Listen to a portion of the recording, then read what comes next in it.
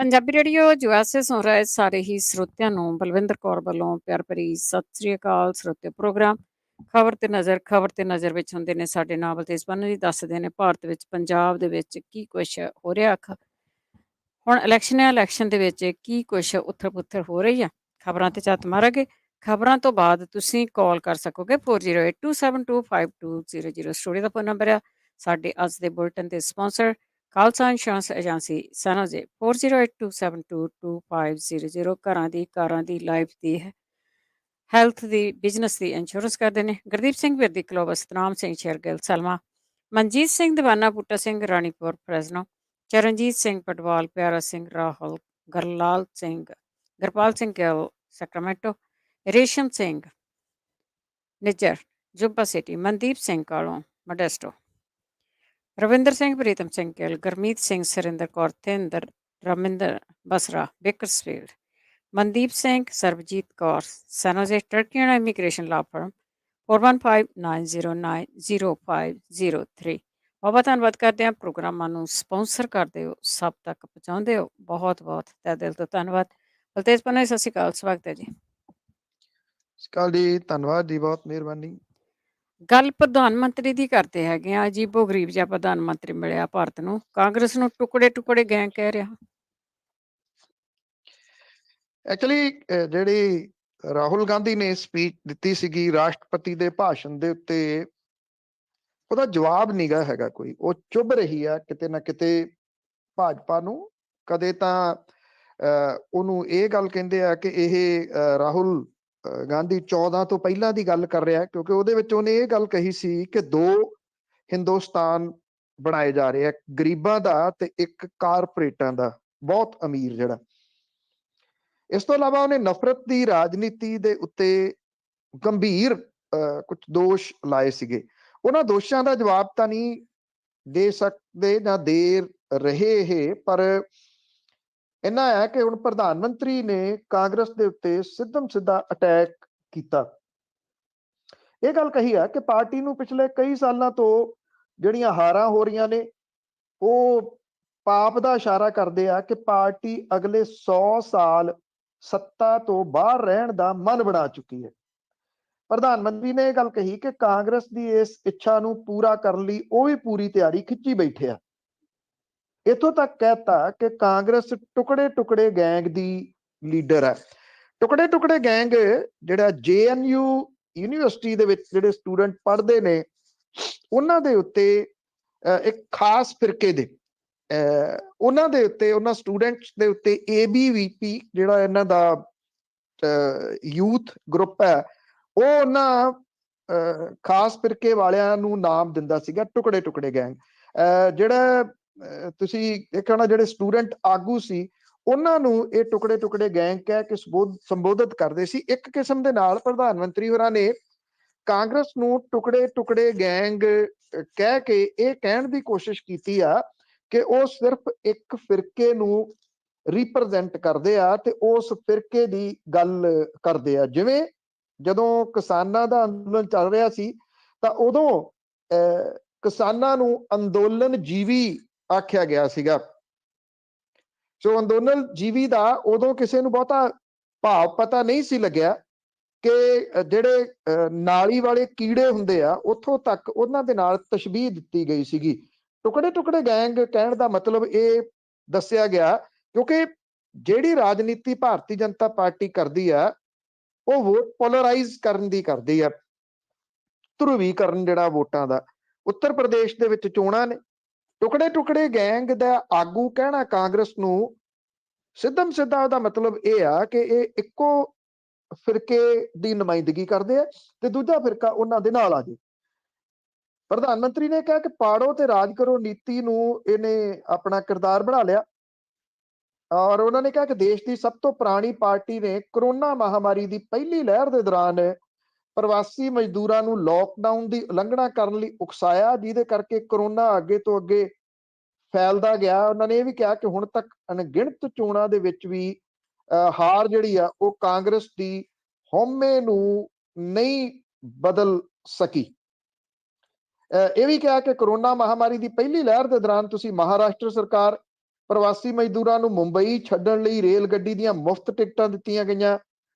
ਦਿੱਲੀ ਸਰਕਾਰ ਕੇਜਰੀਵਾਲ ਨੇ ਪ੍ਰਵਾਸੀ ਮਜ਼ਦੂਰਾਂ ਨੂੰ ਬੱਸ ਜਿਹੜੇ ਸ਼ਹਿਰ ਛੱਡਣ ਲਈ ਕਿਹਾ, ਬੱਸਾਂ ਮੁਹੱਈਆ ਕਰਾਈਆਂ ਗਈਆਂ। ਪੰਜਾਬ, ਯੂਪੀ ਤੇ ਉੱਤਰਾਖੰਡ ਦੇ ਵਿੱਚ ਕੋਵਿਡ ਫੈਲ ਗਿਆ ਔਰ ਜਿਹੜਾ ਇਹ ਕਿਹਾ ਕਿ ਇਹਨਾਂ ਰਾਜਾਂ ਨੇ ਜਾਣਬੁੱਝ ਕੇ ਬਦਨਾਮ ਕੀਤਾ। ਪਰ ਜੇ ਕੋਵਿਡ ਇਹਨਾਂ ਰਾਜਾਂ ਕਰਕੇ ਫੈਲਿਆ ਤਾਂ ਵੱਡਾ ਸਵਾਲ ਇਹ ਸੀਗਾ ਕਿ ਜਿਹੜੀਆਂ ਲਾਸ਼ਾਂ ਇੰਨੀਆਂ ਨਿਕਲ ਰਹੀਆਂ ਸੀ ਗੰਗਾ ਕੰਢੇ ਤੋਂ, ਤੇ ਬਿਹਾਰ ਦਾ ਜੋ ਹਾਲਾਤ ਬਣੇ, ਗੁਜਰਾਤ ਦੇ ਜੋ ਹਾਲਾਤ ਬਣੇ, ਉੱਤਰ ਪ੍ਰਦੇਸ਼ ਦੇ ਜੋ ਹਾਲਾਤ ਬਣੇ, ਉਹ ਤਾਂ ਸਭ ਤੋਂ ਮਾੜੇ ਸੀਗੇ। ਉਹਦੇ ਵਾਸਤੇ ਤਾਂ ਮਹਾਰਾਸ਼ਟਰ ਜਾਂ ਦਿੱਲੀ ਨੂੰ ਨਹੀਂ ਕਿਹਾ ਜਾ ਸਕਦਾ, ਪਰ ਪ੍ਰਧਾਨ ਮੰਤਰੀ ਹੋਰਾਂ ਦੀ ਇੱਕ ਉਹਨਾਂ ਦਾ ਅੰਦਾਜ਼ ਹੈ ਕਿ ਜਿੰਨਾ ਕੁਝ ਗਲਤ ਹੋਇਆ ਉਹ ਪੰਡਿਤ ਨਹਿਰੂ ਨੇ ਕੀਤਾ ਜਾਂ ਕਾਂਗਰਸ ਨੇ ਕੀਤਾ, ਤੇ ਜਿੰਨਾ ਕੁਝ ਸਹੀ ਹੋਇਆ ਹੁਣ ਤੱਕ ਉਹ ਸਾਰੇ ਦਾ ਸਾਰਾ ਉਹਨਾਂ ਨੇ ਕੀਤਾ। ਜੀ, ਬਹੁਤ ਦੇਰ ਦਾ ਇਹ ਕੰਮ ਚੱਲ ਰਿਹਾ। ਅੱਗੇ ਈਡੀ ਦੀ ਗੱਲ ਕਰਦੇ ਹੈਗੇ ਆ, ਉਸ ਦਾ ਸ਼ਿਕੰਜਾ ਕਈ ਹੋਰਾਂ ਤੇ ਕੱਸਣ ਦੀਆਂ ਤਿਆਰੀਆਂ। ਦੇਖੋ, ਜਿਹੜਾ ਇਹ ਮਾਮਲਾ ਹੈ ਇਹ ਬੜਾ ਪੇਚੀਦਾ ਹੋ ਜਾਣਾ, ਜੋ ਹਾਲਾਤ ਨੇ ਉਹ ਲੱਗ ਰਹੇ ਨੇ। ਅੱਜ ਦਾ ਦਿਨ ਬੜਾ ਅਹਿਮ ਹੈ ਕਿਉਂਕਿ ਅੱਜ ਭੁਪਿੰਦਰ ਹਨੀ ਜਿਹੜਾ ਕਿ ਮੁੱਖ ਮੰਤਰੀ ਚਰਨਜੀਤ ਚੰਨੀ ਦਾ ਭਾਣਜਾ ਹੈ, ਕੁਝ ਇੱਥੇ ਅਖਬਾਰ ਜਾਂ ਚੈਨਲ ਭਤੀਜਾ ਵੀ ਲਿਖੀ ਜਾਂਦੇ ਆ, ਭਾਣਜਾ ਆ ਉਹਦੀ, ਚਰਨਜੀਤ ਚੰਨੀ ਹੋਰਾਂ ਦੀ ਸਾਲੀ ਦਾ ਮੁੰਡਾ ਹੈ। ਮੈਂ ਅੱਗੇ ਵੀ ਵਿਸਤਾਰ ਦੱਸਿਆ ਸੀਗਾ ਕਿ ਕਿਵੇਂ ਉਹਨੂੰ ਪਾਵਰਾਂ ਦਿੱਤੀਆਂ ਹੋਈਆਂ ਸੀਗੀਆਂ, ਕਿਵੇਂ ਉਹ ਪੰਜਾਬ ਦੇ ਵਿੱਚ ਇੱਕ ਮੁੱਖ ਮੰਤਰੀ ਵਾਂਗੂ ਵਿਚਰਦਾ ਸੀ ਤੇ ਖੱਡਾਂ ਦੇ ਉੱਤੇ ਉਹਨੇ ਨਜਾਇਜ਼ ਮਾਈਨਿੰਗ ਦੇ ਵਾਸਤੇ ਕਿਵੇਂ ਕਬਜ਼ਾ ਕੀਤਾ ਹੋਇਆ ਸੀਗਾ। ਐਨਫੋਰਸਮੈਂਟ ਡਾਇਰੈਕਟੋਰੇਟ ਦੀ ਗ੍ਰਿਫਤ ਦੇ ਵਿੱਚ ਹੈ ਅੱਜ ਉਹਦਾ ਜਿਹੜਾ ਰਿਮਾਂਡ ਖਤਮ ਹੋ ਰਿਹਾ। ਜਦੋਂ ਅੱਜ ਈਡੀ ਉਹਨੂੰ ਪੇਸ਼ ਕਰੂਗੀ ਅਦਾਲਤ ਦੇ ਵਿੱਚ ਤੇ ਉੱਥੇ ਉਹ ਇਸ ਰਿਮਾਂਡ ਦੇ ਦੌਰਾਨ ਕੀ ਕੁਝ ਉਹਨੇ ਮੰਨਿਆ, ਇਹਦੇ ਵਾਸਤੇ ਉਹ ਅਦਾਲਤ ਦੇ ਵਿੱਚ ਲਾਊਗੀ ਔਰ ਈਡੀ ਉਹਦਾ ਹੋਰ ਰਿਮਾਂਡ ਹਾਸਲ ਕਰਨ ਦੀ ਕੋਸ਼ਿਸ਼ ਕਰੂਗੀ। ਮਿਲਦਾ ਨਹੀਂ ਮਿਲਦਾ ਇਹ ਅਦਾਲਤ ਦੇ ਉੱਤੇ ਨਿਰਭਰ ਹੈ। ਇਹ ਸਾਰਾ ਕੁਝ ਇਸ ਗੱਲ ਦੇ ਉੱਤੇ ਨਿਰਭਰ ਹੈ ਕਿ ਜਿਹੜਾ ਚੱਲ ਰਿਹਾ ਰਿਮਾਂਡ ਹੈ ਉਹਦੇ ਵਿੱਚ ਉਹਨੇ ਕੀ ਕੁਝ ਮੰਨਿਆ ਤੇ ਕੀ ਕੁਝ ਨਹੀਂ ਮੰਨਿਆ, ਇਹਦੇ ਉੱਤੇ ਡਿਪੈਂਡ ਕਰੂਗਾ। ਇਹ ਕਿਹਾ ਜਾ ਰਿਹਾ ਕਿ ਇਨਫੋਰਸਮੈਂਟ ਡਾਇਰੈਕਟੋਰੇਟ ਦੇ ਵੱਲੋਂ ਕਈ ਹੋਰ ਵੱਡਿਆਂ ਨੂੰ ਸੰਮਣ ਭੇਜਣ ਦੀ ਤਿਆਰੀ ਕੀਤੀ ਜਾ ਰਹੀ ਹੈ। ਇਹ ਜਿਨ੍ਹਾਂ ਨੂੰ ਸੰਮਣ ਭੇਜੇ ਜਾਣੇ ਆ ਉਹਦੇ ਵਿੱਚ ਕੁਝ ਰਾਜਸੀ ਆਗੂ ਸ਼ਾਮਲ ਨੇ, ਬਿਨਾਂ ਕਿਸੇ ਸ਼ੱਕ ਦੇ ਉਹ ਕਾਂਗਰਸ ਦੇ ਨਾਲ ਹੋਣਗੇ ਕਿਉਂਕਿ ਕਾਂਗਰਸ ਦੀ ਸੱਤਾ ਸੀ, ਤੇ ਕੁਝ ਠੇਕੇਦਾਰ ਦੱਸੇ ਜਾ ਰਹੇ ਆ। ਜਿਹੜੇ ਠੇਕੇਦਾਰਾਂ ਨੂੰ ਸੰਮਣ ਭੇਜੇ ਜਾ ਰਿਹਾ ਉਹਨਾਂ ਦੇ ਵਿੱਚੋਂ ਇੱਕ ਚੰਡੀਗੜ੍ਹ ਦਾ, ਦੂਜਾ ਜੰਮੂ ਦਾ ਦੱਸਿਆ ਜਾ ਰਿਹਾ। ਈਡੀ ਦੇ ਦਫ਼ਤਰ ਦੇ ਵਿੱਚ ਹਨੀ ਤੋਂ ਕੀਤੀ ਜਾ ਰਹੀ ਜਿਹੜੀ ਪੜਤਾਲ ਹੈ ਉਹਦੇ ਬਾਰੇ ਦੇ ਵਿੱਚ ਹੁਣ ਈਡੀ ਨੇ ਆਫੀਸ਼ੀਅਲੀ ਤੌਰ ਦੇ ਉੱਤੇ ਇਹ ਗੱਲ ਕਹੀ ਹੈ ਕਿ ਹਨੀ ਨੇ ਇਹ ਮੰਨ ਲਿਆ ਕਿ ਜਿਹੜਾ ਇਹ 10 ਕਰੋੜ ਰੁਪਈਆ ਉਹਦੇ ਤੋਂ ਤੇ ਉਹਦੇ ਨੇੜਲੇ ਸਾਥੀ ਦੇ ਘਰੋਂ ਮਿਲਿਆ ਇਹ ਨਜਾਇਜ਼ ਮਾਈਨਿੰਗ ਦਾ ਸੀਗਾ ਤੇ ਬਦਲੀਆਂ ਕਰਵਾਉਣ ਦੇ ਜਿਹੜੇ ਪੈਸੇ ਲਏ ਜਾ ਰਹੇ ਸੀ ਉਹਦਾ ਸੀ।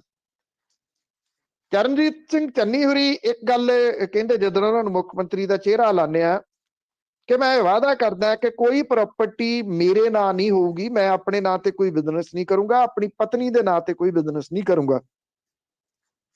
ਫਿਰ ਜਿਹੜੇ ਹਨੀ ਨੇ ਕਿ ਉਹਨਾਂ ਦੇ ਨਾਵਾਂ ਦੇ ਉੱਤੇ ਬਿਜ਼ਨਸ ਹੋਊਗਾ, ਉਹਨਾਂ ਇਹ ਨਹੀਂ ਕਿਹਾ ਕਿ ਮੈਂ ਕੋਈ ਨਜਾਇਜ਼ ਕਾਰੋਬਾਰ ਨਹੀਂ ਹੋਣ ਦੇਊਂਗਾ। ਤੁਸੀਂ ਉਹ ਭਾਸ਼ਣ ਦੁਬਾਰਾ ਸੁਣ ਲੈਣਾ। ਉਹ ਕਹਿੰਦੇ ਮੇਰੇ ਨਾਂ ਦੇ ਉੱਤੇ ਤੇ ਮੇਰੀ ਪਤਨੀ ਦੇ ਨਾਂ ਦੇ ਉੱਤੇ ਕੋਈ ਕਿਸੇ ਕਿਸਮ ਦਾ ਬਿਜ਼ਨਸ ਨਹੀਂ ਹੋਊਗਾ। ਫਿਰ ਹਨੀ ਕੌਣ ਹੈ? ਉਹਦੇ ਤੋਂ ਮਿਲਿਆ 10 ਕਰੋੜ ਰੁਪਈਆ ਜਿਹੜਾ ਉਹ ਕਿਹਦਾ? ਇਹ ਵੱਡਾ ਸਵਾਲ ਇੱਕ ਵਾਰੀ ਫੇਰ ਅੱਜ ਉੱਠੂਗਾ ਜਦੋਂ ਹਨੀ ਨੂੰ ਪੇਸ਼ ਕੀਤਾ ਜਾਊਗਾ ਅਦਾਲਤ ਦੇ ਵਿੱਚ, ਤੇ ਉੱਥੋਂ ਵੇਖਣਾ ਇਹ ਹੋਊਗਾ ਕਿ ਈਡੀ ਨੂੰ ਹੋਰ ਰਿਮਾਂਡ ਮਿਲਦਾ ਜਾਂ ਨਹੀਂ ਮਿਲਦਾ। ਖਾਸ ਤੌਰ ਦੇ ਉੱਤੇ ਇਸ ਗੱਲ ਦੇ ਉੱਤੇ ਨਿਗਾਹ ਰਹੂਗੀ ਕਿ ਈਡੀ ਕੀ ਵਿਸਥਾਰ ਲੈ ਕੇ ਆਉਂਦੀ ਹੈ ਕਿ ਹਨੀ ਨੇ ਉਹਨੂੰ ਇਸ ਰਿਮਾਂਡ ਦੇ ਦੌਰਾਨ ਕੀ ਕੁਝ ਦੱਸਿਆ। ਇਹਦੇ ਨਾਲ ਮੁਸੀਬਤਾਂ ਹਨੀ ਤੋਂ ਬਾਅਦ ਜਿਹੜੀਆਂ ਜਿਹਦੀਆਂ ਵੱਧ ਸਕਦੀਆਂ ਨੇ ਉਹਨਾਂ ਨੂੰ ਮੁੱਖ ਮੰਤਰੀ ਦਾ ਚਿਹਰਾ ਕਾਂਗਰਸ ਨੇ ਹੁਣੇ-ਹੁਣੇ ਐਲਾਨਿਆ, ਚਰਨਜੀਤ ਚੰਨੀ ਹੋਰਾਂ। ਜੀ ਜੀ, ਤੇ ਅੱਗੇ ਵੱਡੇ ਨੇਤਾਵਾਂ ਨੇ ਪ੍ਰਚਾਰ ਲਈ ਪੁੱਤ, ਪੋਤੇ, ਪੋਤੀਆਂ ਵੀ ਮੈਦਾਨ ਦੇ ਵਿੱਚ ਲਿਆਂਦੇ। ਦੇਖੋ, ਜਿਹੜਾ ਪੰਜਾਬ ਦੇ ਵਿੱਚ ਜਿਹੜੇ ਰਵਾਇਤੀ ਟੱਬਰ ਨੇ, ਰਵਾਇਤੀ ਪਾਰਟੀਆਂ ਦੇ, ਉਹਨਾਂ ਦੀ ਰਾਜਨੀਤੀ ਮੁੱਕਣ ਦਾ ਨਾਂ ਨਹੀਂ ਲੈ ਰਹੀ। ਇਸ ਵੇਲੇ ਸਭ ਤੋਂ ਜਿਹੜੀ ਉਹ ਯੰਗ ਉਮਰ ਦੇ ਪ੍ਰਕਾਸ਼ ਸਿੰਘ ਬਾਦਲ ਨੇ, 94 ਕੁ ਸਾਲ ਦੇ ਨੇ ਉਹ, ਔਰ ਉਹ ਚੋਣ ਲੜ ਰਹੇ ਨੇ ਲੰਬੀ ਹਲਕੇ ਤੋਂ, ਤੇ ਉਹ ਇਹ ਗੱਲ ਕਹਿੰਦੇ ਆ ਕਿ ਇੱਕ ਮੌਕਾ ਮੈਨੂੰ ਹੋਰ ਦਿਓ। ਉਹਨਾਂ ਦੇ ਵਾਸਤੇ ਚੋਣ ਪ੍ਰਚਾਰ ਕਰ ਰਹੇ ਆ ਹਰਸਿਮਰਤ ਕੌਰ ਬਾਦਲ ਹੋਰੀ, ਔਰ ਇਹਦੇ ਨਾਲ ਨਾਲ ਉਹਨਾਂ ਦੇ ਵਾਸਤੇ ਚੋਣ ਪ੍ਰਚਾਰ ਕਰ ਰਹੇ ਆ ਬਾਦਲ ਪਰਿਵਾਰ ਦੇ ਵਿੱਚੋਂ ਪ੍ਰਕਾਸ਼ ਸਿੰਘ ਬਾਦਲ ਦਾ ਪੋਤਰਾ ਅਨੰਤਵੀਰ ਸਿੰਘ, ਜਿਹੜਾ ਕਿ ਇੱਥੇ ਸੁਖਬੀਰ ਸਿੰਘ ਬਾਦਲ ਹੋਰਾਂ ਦਾ ਬੇਟਾ, ਔਰ ਸੁਖਬੀਰ ਸਿੰਘ ਬਾਦਲ ਹੋਰਾਂ ਦੀ ਬੇਟੀ ਹਰਕੀਰਤ ਕੌਰ ਵੀ ਚੋਣ ਪ੍ਰਚਾਰ ਦੇ ਵਿੱਚ ਆਈ ਹੈ ਇਸ ਵੇਲੇ। ਉਹ ਲੰਬੀ ਦੇ ਵਿੱਚ ਤੇ ਜਲਾਲਾਬਾਦ ਦੇ ਵਿੱਚ ਆਪਣੇ ਪਿਤਾ ਸੁਖਬੀਰ ਸਿੰਘ ਬਾਦਲ ਦੇ ਵਾਸਤੇ ਵੋਟਾਂ ਮੰਗ ਰਹੀ ਆ। ਕਿਤੇ ਕੋਈ ਸਿਆਸੀ ਆਗੂ ਦਾ ਪੁੱਤ ਵੋਟਾਂ ਮੰਗ ਰਿਹਾ, ਕਿਤੇ ਪੋਤਾ ਵੋਟਾਂ ਮੰਗ ਰਿਹਾ, ਪੋਤੀ ਵੋਟਾਂ ਮੰਗ ਰਹੀ ਆ, ਪੋਤ ਨੂੰ ਵੋਟਾਂ ਮੰਗ ਰਹੀ ਆ। ਜਿਹੜੇ ਸਿਆਸਤਦਾਨ ਨੇ ਰਵਾਇਤੀ, ਉਹ ਜਦੋਂ ਇਲੈਕਸ਼ਨ ਦੇ ਵਾਸਤੇ ਕਾਗਜ਼ ਭਰਦੇ ਆ ਤੇ ਉਹਦੇ ਵਿੱਚ ਕਵਰਿੰਗ ਕੈਂਡੀਡੇਟ ਜਿਹੜਾ ਹੁੰਦਾ, ਉਹ ਕਵਰਿੰਗ ਕੈਂਡੀਡੇਟ ਹੁੰਦਾ ਕਿ ਜੇ ਇਨ ਕੇਸ ਕੋਈ ਕਾਗਜ਼ਾਂ ਦੇ ਵਿੱਚ ਨੁਕਸ ਪਾਇਆ ਜਾਵੇ ਤੇ ਉਹਦੀ ਜਗ੍ਹਾ ਦੇ ਉੱਤੇ ਫਿਰ ਉਹਨੂੰ ਕੈਂਡੀਡੇਟ ਬਣਾਇਆ ਜਾ ਸਕੇ। ਉਹ ਕਿਸੇ ਆਪਣੇ ਵਰਕਰ ਦੇ ਉੱਤੇ ਯਕੀਨ ਨਹੀਂ ਕਰਦੇ, ਔਰ ਕਵਰਿੰਗ ਕੈਂਡੀਡੇਟ ਆਪਣੇ ਕਿਸੇ ਖਾਸ ਨੂੰ ਬਣਾਉਂਦੇ ਆ। ਉਹ ਮਤਲਬ ਕਿ ਯਕੀਨ ਨਾ ਕਰਨਾ।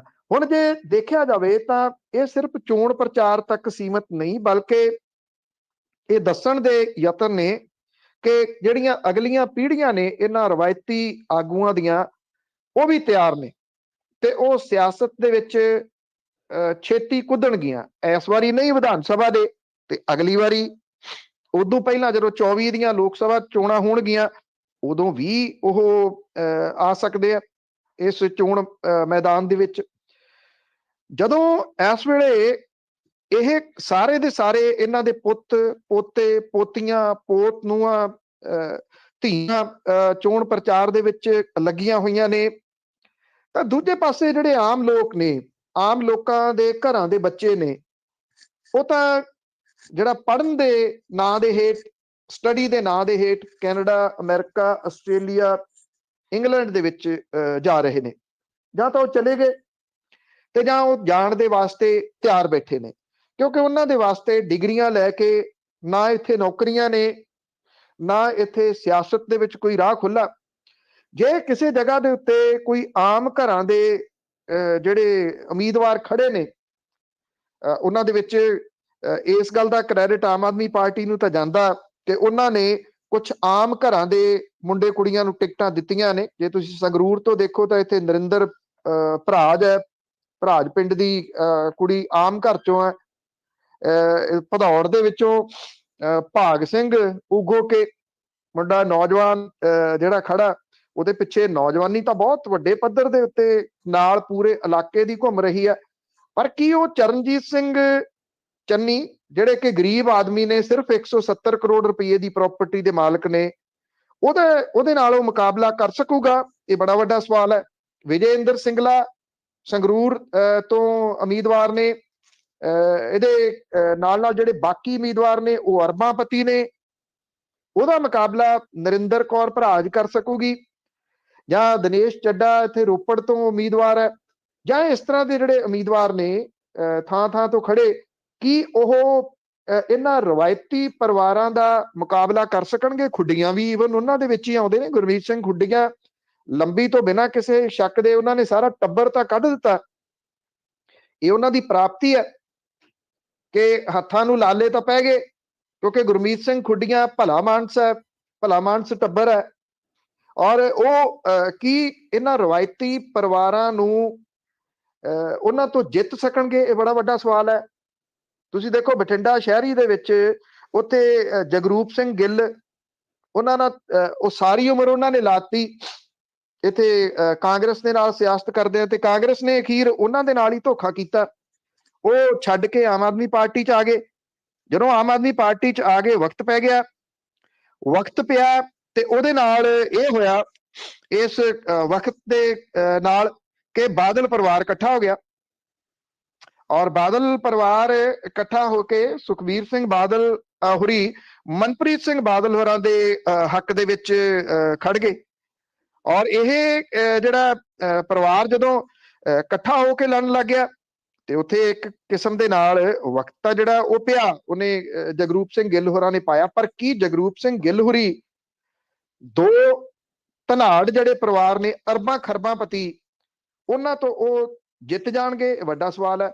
ਕੀ ਲੋਕਾਂ ਦੇ ਧੀਆਂ ਪੁੱਤ ਜਿਹੜੇ ਨੇ ਉਹ ਸਿਰਫ ਹੁਣ ਬਾਹਰਲੇ ਮੁਲਕਾਂ ਦੇ ਵਿੱਚ ਪੜ੍ਹਨ ਲਈ ਜਾਣਗੇ, ਜਾਂ ਜਿਹੜੇ ਨਹੀਂ ਜਾ ਸਕਦੇ ਉਹ ਡਿਗਰੀਆਂ ਲੈ ਕੇ ਇੱਥੇ ਇੱਕ ਸਿਰਫਰੇ ਡੀਐਸਪੀ ਦੇ ਹੱਥੋਂ ਕੁੱਟ ਖਾਣ ਦੇ ਵਾਸਤੇ ਮਜਬੂਰ ਹੋ ਜਾਣਗੇ, ਜਿਹੜਾ ਕਿ ਪਿਛਲੇ ਦਿਨੀ ਇਹਨਾਂ ਬੇਰੁਜ਼ਗਾਰਾਂ ਨੂੰ ਕੁੱਟਦਾ ਸੀ ਥਾਂ ਥਾਂ ਦੇ ਉੱਤੇ। ਔਰ ਇੱਥੇ ਪਟਿਆਲੇ ਦੇ ਵਿੱਚ YPS ਚੌਂਕ ਦੇ ਉੱਤੇ 1 ਸਾਲ ਇਹਨਾਂ ਬੇਰੁਜ਼ਗਾਰਾਂ ਨੂੰ ਕੁੱਟ ਪੈਂਦੀ ਰਹੀ। ਧੀਆਂ ਪੁੱਤ, ਪੁੱਤ ਪੋਤੇ, ਪੋਤੀਆਂ ਦਾ ਆ ਕੇ ਪ੍ਰਚਾਰ ਕਰਨਾ ਕੁਝ ਵੀ ਗਲਤ ਨਹੀਂ ਗਾ। ਇਹ ਨਹੀਂ ਹੈ ਕਿ ਉਹ ਪ੍ਰਚਾਰ ਕਰ ਨਹੀਂ ਸਕਦੇ, ਉਹਨਾਂ ਨੂੰ ਪੂਰਾ ਹੱਕ ਹੈ ਪ੍ਰਚਾਰ ਕਰਨ ਦਾ।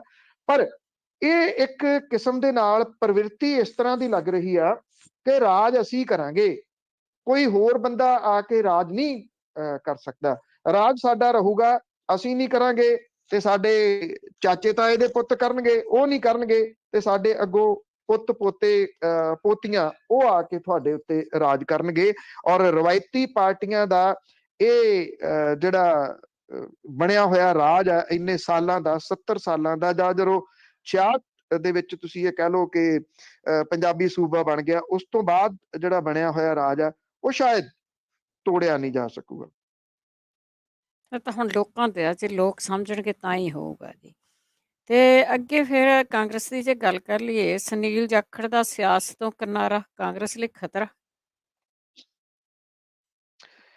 ਬਿਲਕੁਲ ਜੀ। ਐਕਚੁਅਲੀ ਕੀ ਆ ਕਿ ਜਿਹੜਾ ਸੁਨੀਲ ਜਾਖੜ ਨੇ ਜੀ, ਉਹਨਾਂ ਵਰਗੇ ਕਿੰਨੇ ਕੁ ਲੋਕ ਹੋਰ ਸਿਆਸਤ ਦੇ ਵਿੱਚ ਰਹਿ ਗਏ ਆ। ਇਸ ਚੀਜ਼ ਨੂੰ ਲਾਂਭੇ ਕਰ ਦੇਣਾ ਕਿ ਉਹ ਕਿਹੜੀ ਪਾਰਟੀ ਦੇ ਵਿੱਚੋਂ ਸਿਆਸਤਦਾਨ ਨੇ, ਪਰ ਕੁਝ ਕੁਆਲਿਟੀਆਂ ਜਿਹੜੀਆਂ ਉਹ ਸੁਨੀਲ ਜਾਖੜ ਹੋਰਾਂ ਦੀਆਂ ਹੈਗੀਆਂ ਨੇ। ਇੱਕ ਤਾਂ ਉਹਨਾਂ ਨੂੰ ਬੋਲਣ ਦਾ ਸਲੀਕਾ ਏਡਾ ਕਿ ਸਾਹਮਣੇ ਵਾਲੇ ਨਾਲ ਗੱਲ ਕਰਦੇ ਆ, ਉਹ ਚਾਹੇ ਛੋਟਾ ਉਹਨਾਂ ਤੋਂ ਏਜ ਦੇ ਵਿੱਚ, ਉਹਨੂੰ ਸਾਹਿਬ ਜੀ ਕਹਿ ਕੇ ਉਹ ਸੰਬੋਧਨ ਕਰਦੇ ਆ।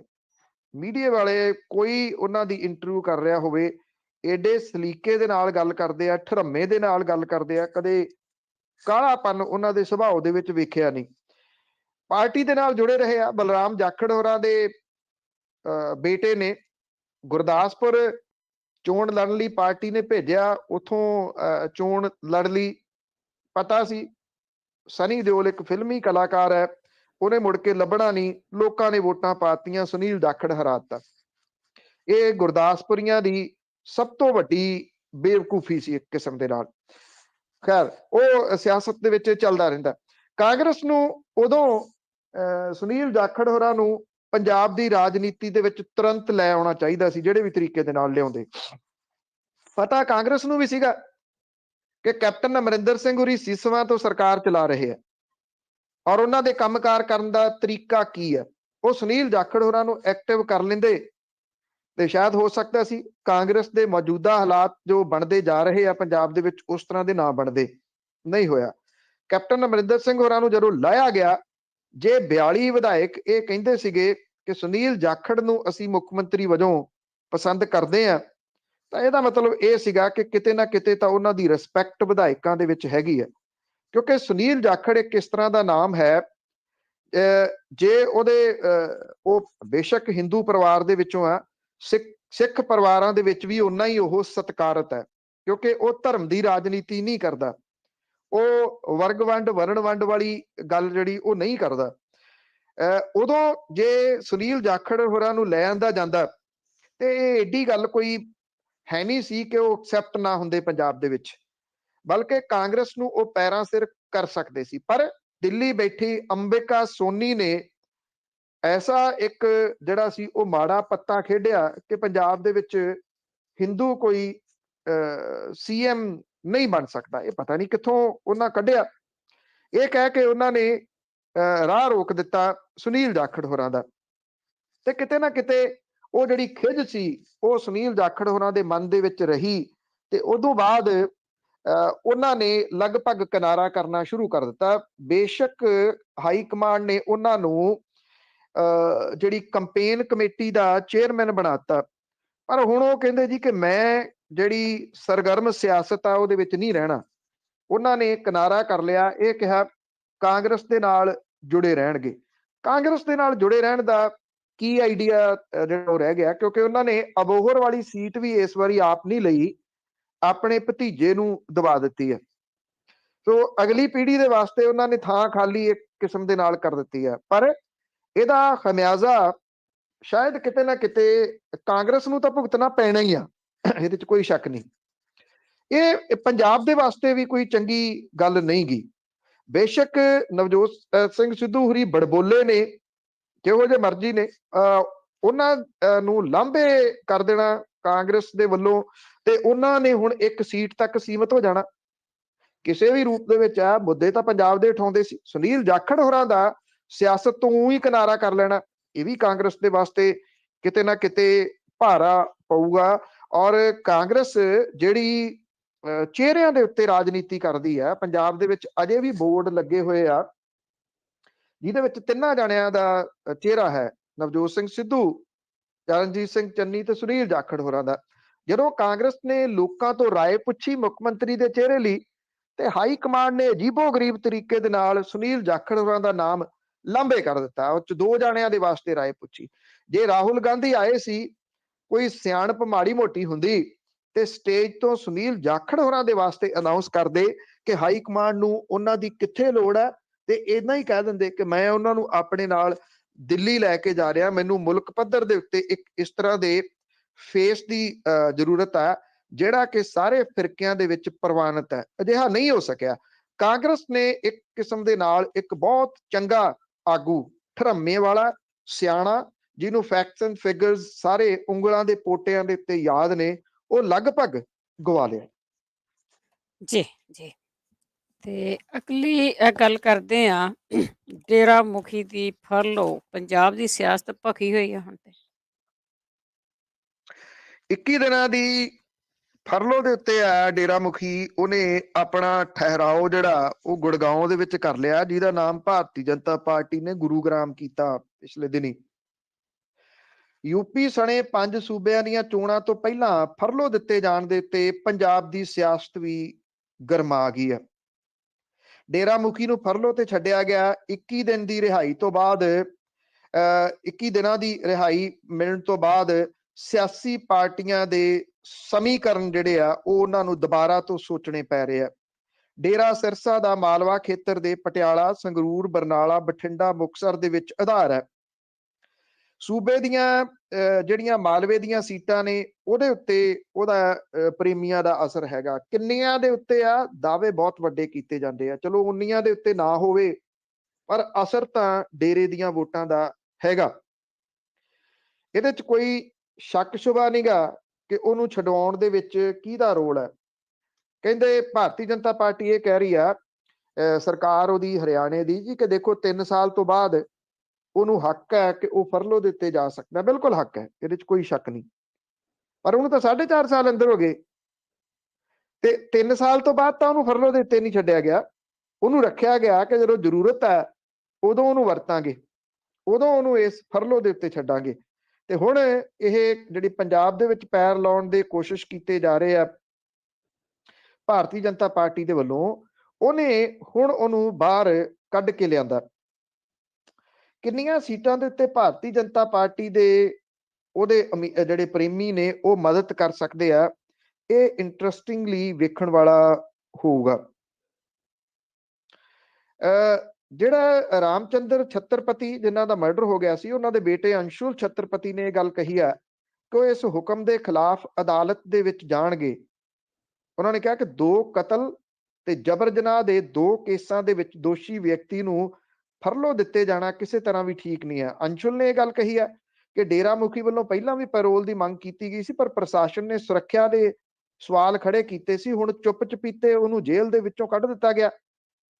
ਉਹਨਾਂ ਨੇ ਇਹ ਵੀ ਗੱਲ ਕੀਤੀ ਆ ਅੰਸ਼ੁਲ ਨੇ ਕਿ ਜਦੋਂ ਏਦਾਂ ਕਿਸੇ ਵਿਅਕਤੀ ਨੂੰ ਛੱਡਿਆ ਜਾਂਦਾ, ਕਿਉਂਕਿ ਉਹਦੇ ਪਿਤਾ ਦਾ ਮਰਡਰ ਹੋਇਆ, ਕਿ ਉਹ ਪਰਿਵਾਰ ਤੋਂ ਪੁੱਛਿਆ ਜਾਂਦਾ, ਪਰ ਉਸ ਪਰਿਵਾਰ ਨੂੰ ਪੁੱਛਿਆ ਹੀ ਨਹੀਂ ਗਿਆ। ਉਹ ਕਹਿੰਦੇ ਸਾਡੀ ਸੁਰੱਖਿਆ ਨੂੰ ਖਤਰਾ ਹੋ ਸਕਦਾ ਹੈ, ਉਹਦੇ ਬਾਹਰ ਆਉਣ ਦੇ ਨਾਲ ਉਹਨਾਂ ਦੇ ਪਰਿਵਾਰ ਦੇ ਉੱਤੇ ਹਮਲੇ ਹੋ ਸਕਦੇ ਆ। ਦੂਜਾ ਇਹ ਆ ਕਿ ਇਹਦਾ ਅਸਰ ਜਿਹੜਾ, ਇਹਦਾ ਸਭ ਤੋਂ ਵੱਧ ਅਸਰ ਉਹ ਪੰਜਾਬ ਦੇ ਉੱਤੇ ਹੀ ਪੈਣਾ। ਉਹ ਇਸ ਕਰਕੇ ਪੈਣਾ, ਹਰਿਆਣੇ ਦੇ ਵਿੱਚ ਤਾਂ ਕੋਈ ਚੋਣ ਨਹੀਂ ਹੈਗੀ ਜਿਹੜਾ ਆਪਾਂ ਇਹ ਕਹੀਏ ਕਿ ਉੱਥੇ ਅਸਰ ਪਊਗਾ। ਚੋਣਾਂ ਪੰਜਾਬ ਦੇ ਵਿੱਚ ਨੇ। ਹੁਣ ਜੇ ਉਹਨੂੰ ਗੁੜਗਾਉਂ ਲਿਆਂਦਾ ਗਿਆ, ਮੰਨ ਲਓ ਉਹ ਸਰਸੇ ਨਹੀਂ ਜਾਂਦਾ, ਤੇ ਭਾਰਤੀ ਜਨਤਾ ਪਾਰਟੀ ਇਹ ਵੀ ਤਾਂ ਕਹਿ ਸਕਦੀ ਹੈ ਨਾ ਵੀ ਇੱਕ ਸਮਾਗਮ ਆਪਣਾ ਸਲਾਵਤਪੁਰੇ ਰੱਖ ਲਓ, ਜਿਹੜਾ ਸਿਰਸਾ ਤੋਂ ਬਾਅਦ ਸਭ ਤੋਂ ਵੱਡਾ ਡੇਰਾ। ਜੇ ਇੱਥੇ ਸਮਾਗਮ ਰੱਖ ਲਿਆ ਜਾਂਦਾ ਤੇ ਫਿਰ ਦੋ ਧੜੇ ਆਮੋ ਸਾਹਮਣੇ ਕਰ ਦਿੱਤੇ ਜਾਣਗੇ ਇੱਕ ਵਾਰੀ ਫੇਰ।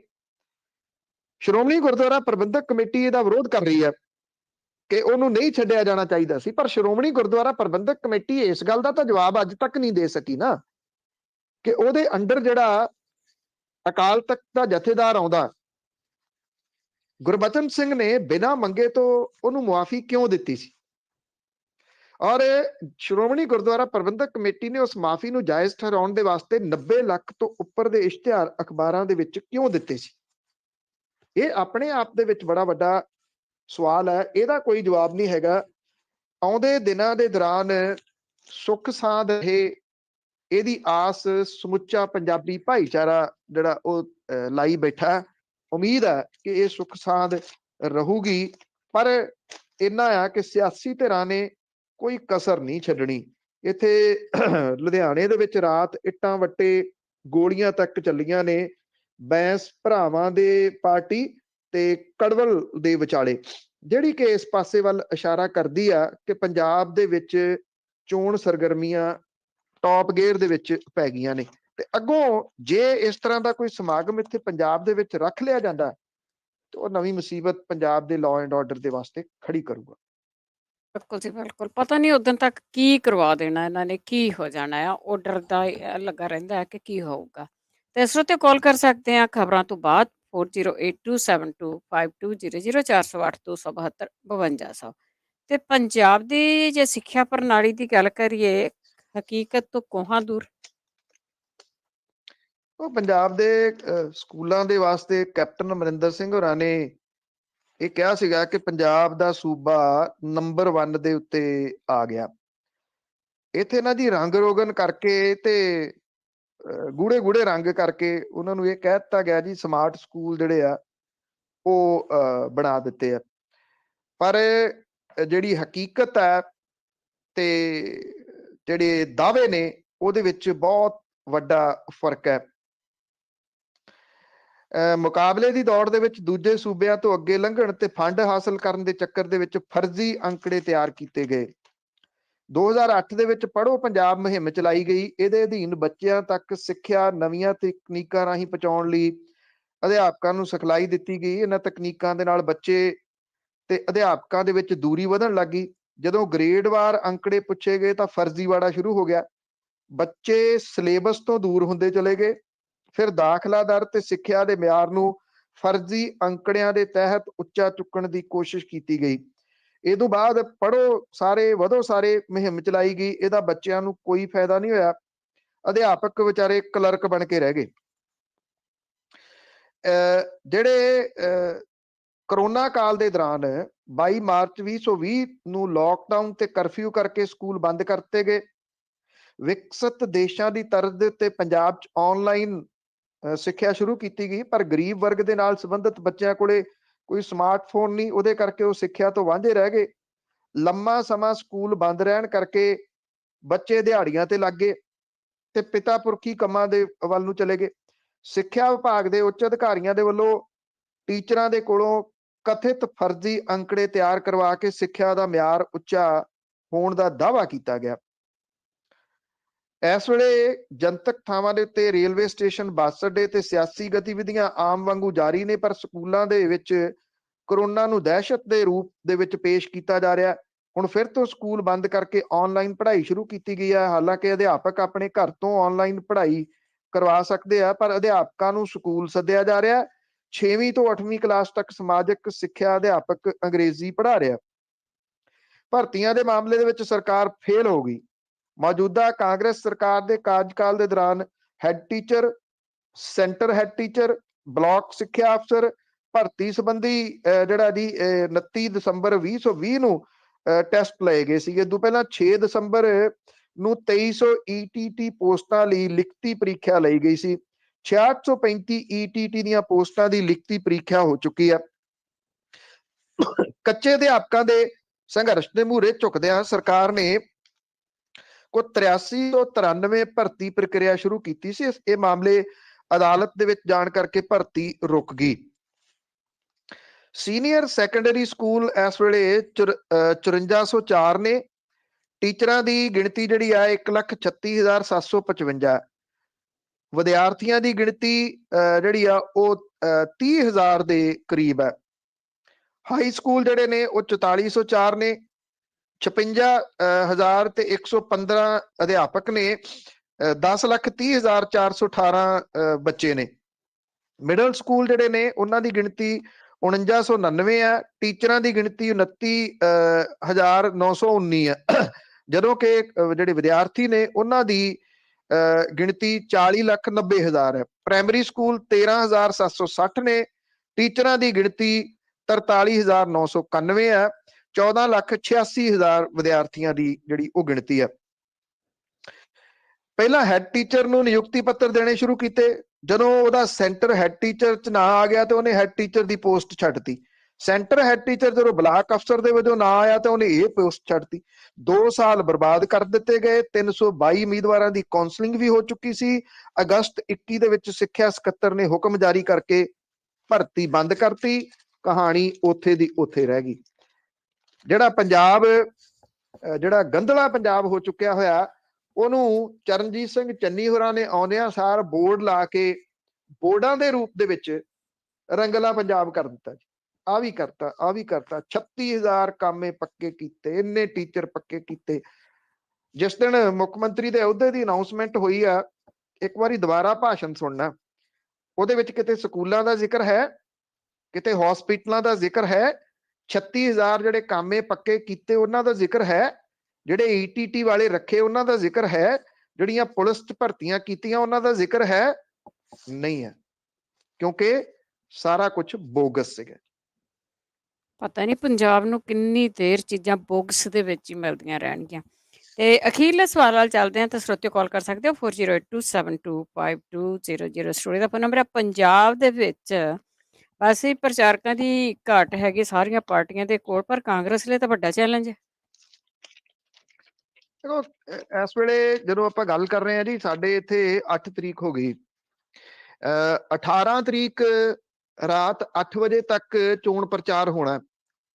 ਅੱਜ ਤੋਂ ਐਗਜ਼ੈਕਟਲੀ 10 ਦਿਨ ਰਹਿ ਗਏ।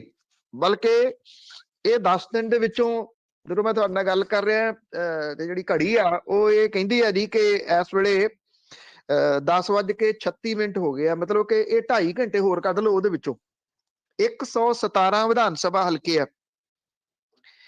ਚੋਣ ਪ੍ਰਚਾਰ ਵਾਲੇ ਮਾਮਲੇ ਦੇ ਉੱਤੇ ਆਮ ਆਦਮੀ ਪਾਰਟੀ ਦੇ ਭਗਵੰਤ ਮਾਨ ਹੋਰੀ ਲਗਭਗ ਅੱਧਾ ਪੰਜਾਬ ਗਾ ਚੁੱਕੇ ਆ। ਇਧਰ ਰੋਪੜ ਖਰੜ ਤੋਂ ਸ਼ੁਰੂ ਕਰਕੇ ਮੋਹਾਲੀ ਦੇ ਵਿੱਚੋਂ ਹੁੰਦਿਆਂ ਪਟਿਆਲਾ ਜਾਂਦਿਆਂ ਉਹ ਗਿੱਦੜਵਾਹਾ ਮਲੋਟ ਤੱਕ ਹੱਥ ਉਹ ਲਾਏ। ਅੱਜ ਉਹ ਫਿਰੋਜ਼ਪੁਰ ਵਾਲੀ ਸਾਈਡ ਦੇ ਉੱਤੇ ਹੋਣਗੇ। ਅੱਗੋਂ ਫਿਰੋਜ਼ਪੁਰ ਤੋਂ ਨਿਕਲ ਕੇ ਉਹ ਮਾਝੇ ਦੇ ਵਿੱਚ ਜਾਣਗੇ ਤੇ ਮਾਝੇ ਤੋਂ ਬਾਅਦ ਦੁਆਬੇ ਵਾਲੇ ਪਾਸੇ ਦਾ ਗੇੜਾ ਉਹ ਅਗਲੇ 4 ਜਾਂ 5 ਦਿਨਾਂ ਤੱਕ ਇਹਨੂੰ ਮੁਕੰਮਲ ਕਰ ਲੈਣਗੇ। ਇਹਦੇ ਚ ਲਗਭਗ ਸਾਰੀਆਂ ਸੀਟਾਂ ਕਵਰ ਹੋ ਜਾਣੀਆਂ ਨੇ ਵਿਧਾਨ ਸਭਾ ਦੀਆਂ। ਇੱਕ ਦਿਨ ਦੇ ਵਿੱਚ ਜਿਹੜਾ ਇੱਥੋਂ ਦਾ ਢਾਂਚਾ ਹੈ ਉਹਦੇ ਹਿਸਾਬ ਦੇ ਨਾਲ 3 ਤੋਂ ਵੱਧ ਵਿਧਾਨ ਸਭਾ ਹਲਕੇ ਕੱਢੇ ਨਹੀਂ ਜਾ ਸਕਦੇ, ਕਿਉਂਕਿ ਇਹ ਨਹੀਂ ਹੈਗਾ ਕਿ ਤੁਸੀਂ ਇੱਕ ਜਗ੍ਹਾ ਦੇ ਉੱਤੇ ਗਏ। ਵਿਧਾਨ ਸਭਾ ਹਲਕੇ ਬਹੁਤ ਵੱਡੇ ਆ। ਜੇ ਮੈਕਸਿਮਮ ਕੱਢੇ ਜਾਣ ਤੇ 3 ਕੱਢੇ ਜਾ ਸਕਦੇ ਆ ਭੱਜ ਕੇ, ਉਹ ਵੀ। ਤੇ ਜੇ ਚਰਨਜੀਤ ਸਿੰਘ ਚੰਨੀ ਹੋਰੀ 3 ਹਲਕੇ ਕੱਢਦੇ ਆ 10 ਦਿਨਾਂ ਦੇ ਵਿੱਚ, ਉਹ 30 ਹਲਕੇ ਕੱਢ ਸਕਣਗੇ। ਹਲਕੇ ਆ 117। ਹੁਣ 117 ਹਲਕਿਆਂ ਦੇ ਵਿੱਚ ਬਾਕੀ ਜਗ੍ਹਾ ਦੇ ਉੱਤੇ ਕੀ ਕੀਤਾ ਜਾਊਗਾ ਇਹ ਕੁਝ ਨਹੀਂ ਪਤਾ। ਸੁਨੀਲ ਜਾਖੜ ਹੋਰਾਂ ਦੀ ਕਹਾਣੀ ਮੈਂ ਤੁਹਾਨੂੰ ਦੱਸ ਦਿੱਤੀ। ਉਹ ਤਾਂ ਬੈਠ ਗਏ, ਉਹ ਕਹਿੰਦੇ ਜੀ ਮੈਂ ਜਿਹੜੀ ਸਰਗਰਮ ਸਿਆਸਤ ਆ ਉਹ ਤੋਂ ਲਾਂਭੇ ਹੋ ਗਿਆ। ਕਹਿੰਦੇ ਚਰਨਜੀਤ ਸਿੰਘ ਚੰਨੀ ਹੁਰੀ ਠੀਕ ਉਮੀਦਵਾਰ ਨੇ। ਨਵਜੋਤ ਸਿੰਘ ਸਿੱਧੂ ਹੁਰੀ ਦੂਸਰੇ ਨੇਤਾ ਨੇ ਕਾਂਗਰਸ ਦੇ ਤੇਜ਼ ਤਰਾਰ, ਜਿਨ੍ਹਾਂ ਨੇ ਇਹ ਚੋਣ ਪ੍ਰਚਾਰ ਕਰਨਾ।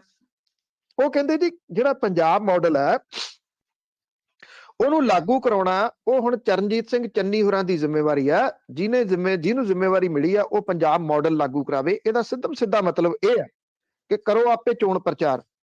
ਨਵਜੋਤ ਸਿੰਘ ਸਿੱਧੂ ਹੁਰੀ ਪੰਜਾਬ ਦੇ ਵਿੱਚ ਕਿਸੇ ਹੋਰ ਸੀਟ ਦੇ ਉੱਤੇ ਚੋਣ ਪ੍ਰਚਾਰ ਕਰਨਗੇ ਇਹਦੀ ਸੰਭਾਵਨਾ ਅਜੇ ਕੋਈ ਨਜ਼ਰ ਨਹੀਂ ਆਉਂਦੀ। ਉਹ ਅੰਮ੍ਰਿਤਸਰ ਈਸਟ ਦੀ ਸੀਟ ਦੇ ਉੱਤੋਂ ਫਸੇ ਨੇ, ਜਿੱਥੋਂ ਬਿਕਰਮ ਮਜੀਠੀਆ ਦੇ ਨਾਲ ਉਹਨਾਂ ਦਾ ਮੁਕਾਬਲਾ ਹੈ। ਇਹ ਜੇ ਉਥੋਂ ਉਹ ਚੰਗੇ ਮਾਰਜਨ ਦੇ ਨਾਲ ਜਿੱਤ ਕੇ ਆਉਂਦੇ ਆ ਤੇ ਕਾਂਗਰਸ ਦੇ ਵਿੱਚ ਉਹਨਾਂ ਦੀ ਭੱਲ ਲਗਾਤਾਰ ਬਣੀ ਰਹੂਗੀ। ਜੇ ਉਹਨਾਂ ਦੀ ਆਪਣੀ ਸੀਟ ਨੂੰ ਖਤਰਾ ਖੜਾ ਹੁੰਦਾ ਤੇ ਫਿਰ ਇਹ ਹੈ ਕਿ ਇਹ ਕਿਹਾ ਜਾ ਸਕਦਾ ਹੈ ਕਿ ਉਹਨਾਂ ਨੂੰ ਵੱਡਾ ਝਟਕਾ ਸਿਆਸਤ ਦੇ ਵਿੱਚ ਲੱਗ ਜਾਊਗਾ। ਚਰਨਜੀਤ ਸਿੰਘ ਚੰਨੀ ਹੋਰਾਂ ਨੇ ਪੰਗਾ ਲਿਆ ਦੋ ਜਗ੍ਹਾ ਤੋਂ। ਇੱਕ ਤਾਂ ਚਮਕੌਰ ਸਾਹਿਬ ਹਲਕੇ ਤੋਂ, ਚਲੋ ਚਮਕੌਰ ਸਾਹਿਬ ਹਲਕੇ ਤੋਂ ਇਹ ਕਿਹਾ ਜਾ ਸਕਦਾ ਹੈ ਕਿ ਉਹਨਾਂ ਦਾ ਪਰਿਵਾਰ ਚੋਣ ਮੁਹਿੰਮ ਨੂੰ ਸੰਭਾਲ ਰਿਹਾ।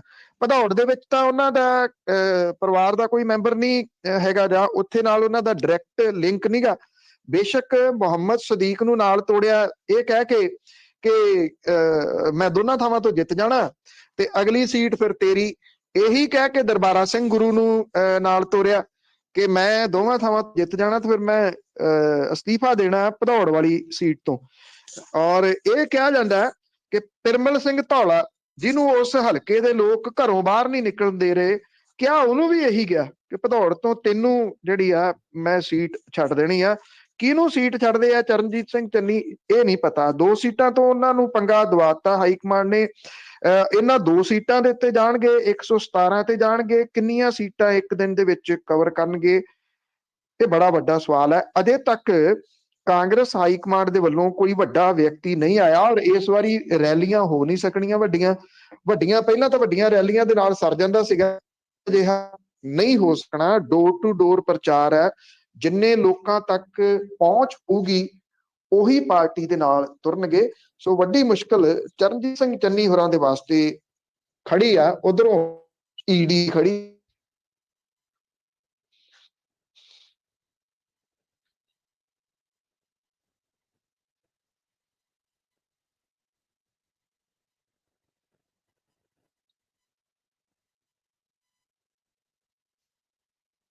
ਮੇਰੇ ਖਿਆਲ ਦੇ ਵਿੱਚ ਸਾਡੀ ਲਾਈਨ ਛੁੱਟ ਗਈ ਆ। ਵੈਸੇ ਟਾਈਮ ਵੀ ਹੋ ਗਿਆ, ਆਪਾਂ ਇੱਕ ਬ੍ਰੇਕ ਲੈਂਦੇ ਹਾਂ। ਬ੍ਰੇਕ ਤੋਂ ਬਾਅਦ ਆਣ ਕੇ ਜੇ ਤੁਹਾਡਾ ਵੀ ਕੋਈ ਸਵਾਲ ਆ ਤਾਂ ਤੁਸੀਂ ਕਾਲ ਕਰ ਸਕਦੇ ਹੋ 4082725200। ਸਟੂਡੀਓ ਦਾ ਫੋਨ ਨੰਬਰ ਆ।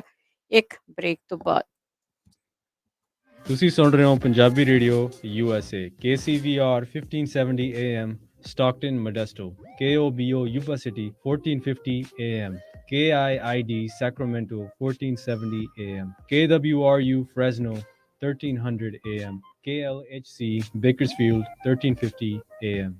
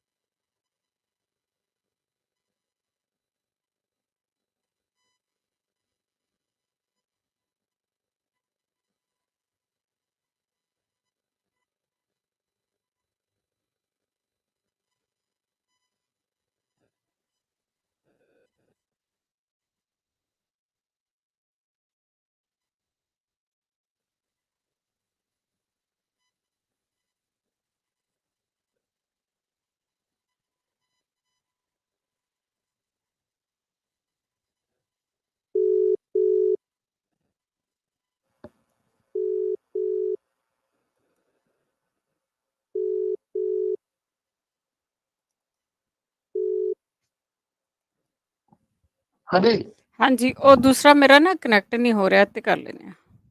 Okay okay.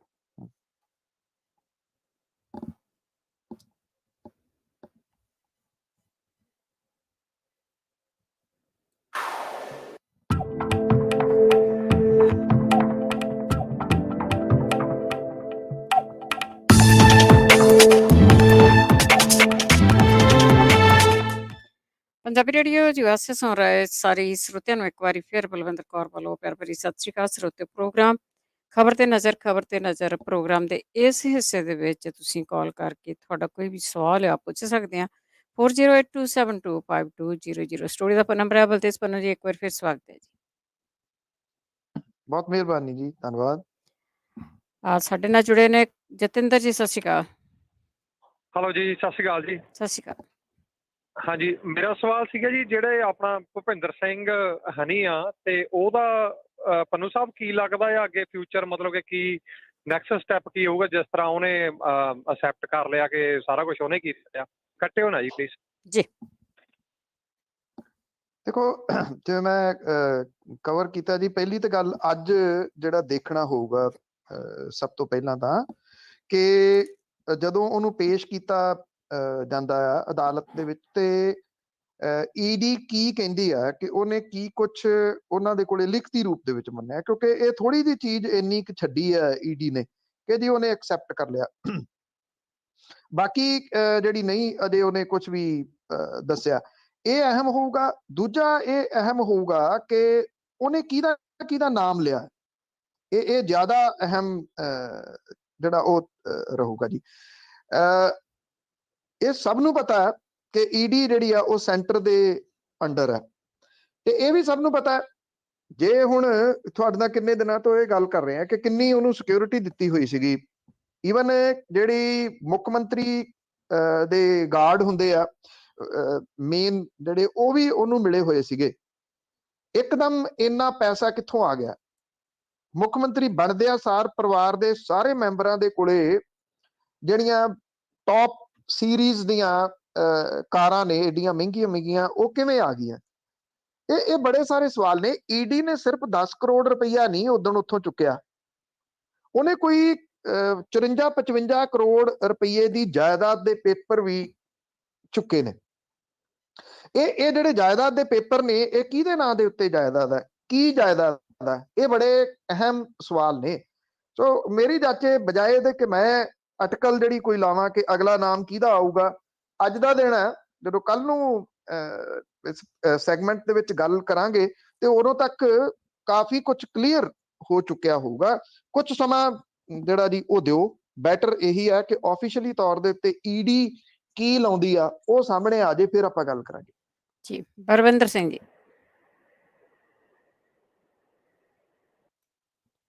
ਅਗਲੇ ਕਾਲਰ ਨੇ ਮਨਜੀਤ ਸਿੰਘ ਜੀ, ਇਟਲੀ ਤੋਂ। ਸਤਿ ਸ਼੍ਰੀ ਅਕਾਲ।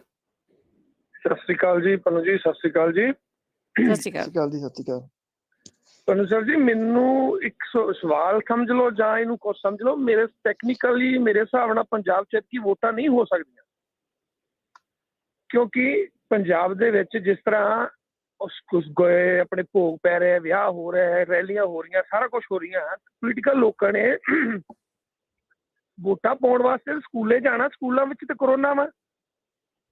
ਇਹਦੇ ਵਾਸਤੇ ਕੋਈ ਲੋਕ, ਤੁਸੀਂ ਹੁਣ ਆਮ ਪਿੰਡਾਂ ਵਿੱਚ ਕਵਰਿੰਗ ਕਰਨ ਜਾ ਰਹੇ ਆ, ਕੋਈ ਸਵਾਲ ਨਹੀਂ ਕਰ ਰਿਹਾ ਇਹਨਾਂ ਕੰਜਰਾਂ ਨੂੰ ਕਿ ਤੁਸੀਂ ਸਕੂਲ ਤਾਂ ਬੰਦ ਕੀਤੇ, ਉੱਥੇ ਤੁਸੀਂ ਵੋਟਾਂ ਪਾਉਣੀਆਂ, ਤੇ ਜਦੋਂ ਵੋਟਾਂ ਪਾਉਣ ਜਾਣਗੇ ਤਾਂ ਲੋਕਾਂ ਨੂੰ ਕਰੋਨਾ ਨਾ ਹੋਊ ਉੱਥੇ। ਤੇ ਇੱਕ ਹੋਰ ਜਾਂਦੇ ਜਾਂਦੇ ਜੀ, ਚਮਕੌਰ ਸਾਹਿਬ ਦੇ ਲੋਕਾਂ ਵਾਸਤੇ ਤੇ ਭਦੌੜ ਦੇ ਲੋਕਾਂ ਵਾਸਤੇ ਇਹ ਜਿਹੜਾ ਗਰੀਬ ਬੰਦੇ ਨੂੰ ਐਤਕੀ ਮਾੜਾ ਸਬਕ ਜ਼ਰੂਰ ਸਿਖਾਉਣ ਜੀ। ਇੱਕ ਖਾਲੀ ਖਜ਼ਾਨਾ ਮੰਤਰੀ ਜੀ। ਹੋਰ ਜੀ ਮੈਂ ਤੁਹਾਨੂੰ ਸੁਣਦਾ ਇਹ ਹੋਇਆ ਜੀ। ਸਤਿ ਸ੍ਰੀ ਅਕਾਲ ਜੀ। ਸਤਿ ਸ਼੍ਰੀ ਅਕਾਲ, ਥੈਂਕ ਯੂ ਜੀ।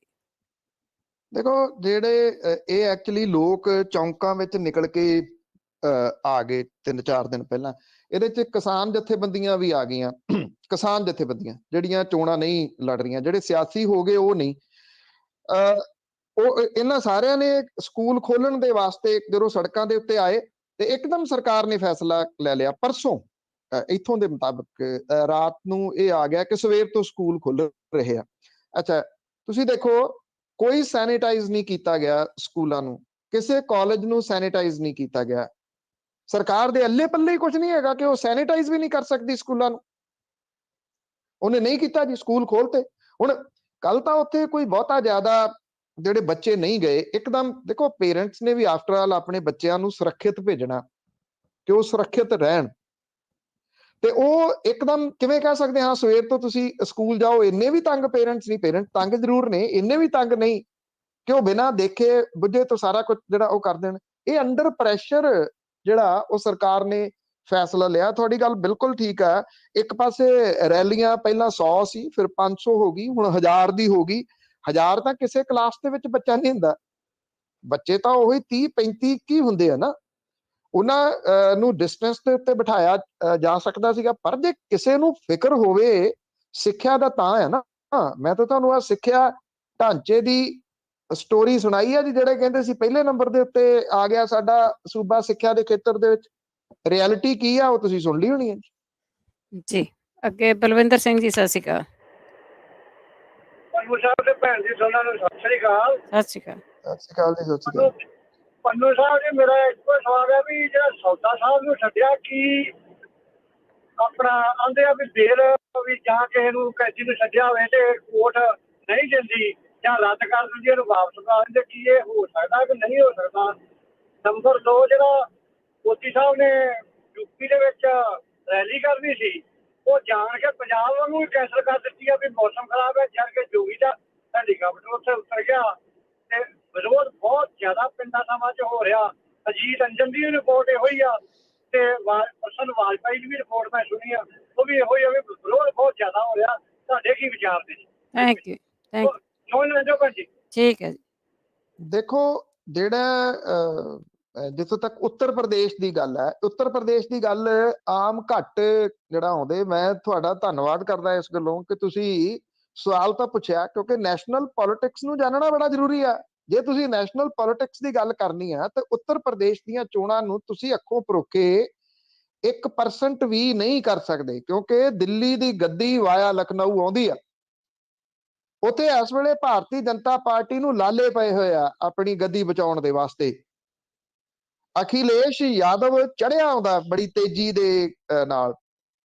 ਕਾਂਗਰਸ ਠੀਕ ਹੈ, ਕਾਂਗਰਸ ਉੱਥੇ ਲੜ ਰਹੀ ਹੈ। ਕਾਂਗਰਸ ਜਿਹੜੀ ਆ ਉਹ ਇਸ ਸਥਿਤੀ ਦੇ ਵਿੱਚ ਨਹੀਂ ਹੈਗੀ ਕਿ ਉੱਥੇ ਸਰਕਾਰ ਬਣਾ ਸਕੇ, ਪਰ ਉੱਥੇ ਇੰਨਾ ਜ਼ਰੂਰ ਹੈ ਕਿ ਉਹ ਆਪਣੀ ਹੋਂਦ ਦੇ ਵਾਸਤੇ ਲੜ ਰਹੀ ਆ।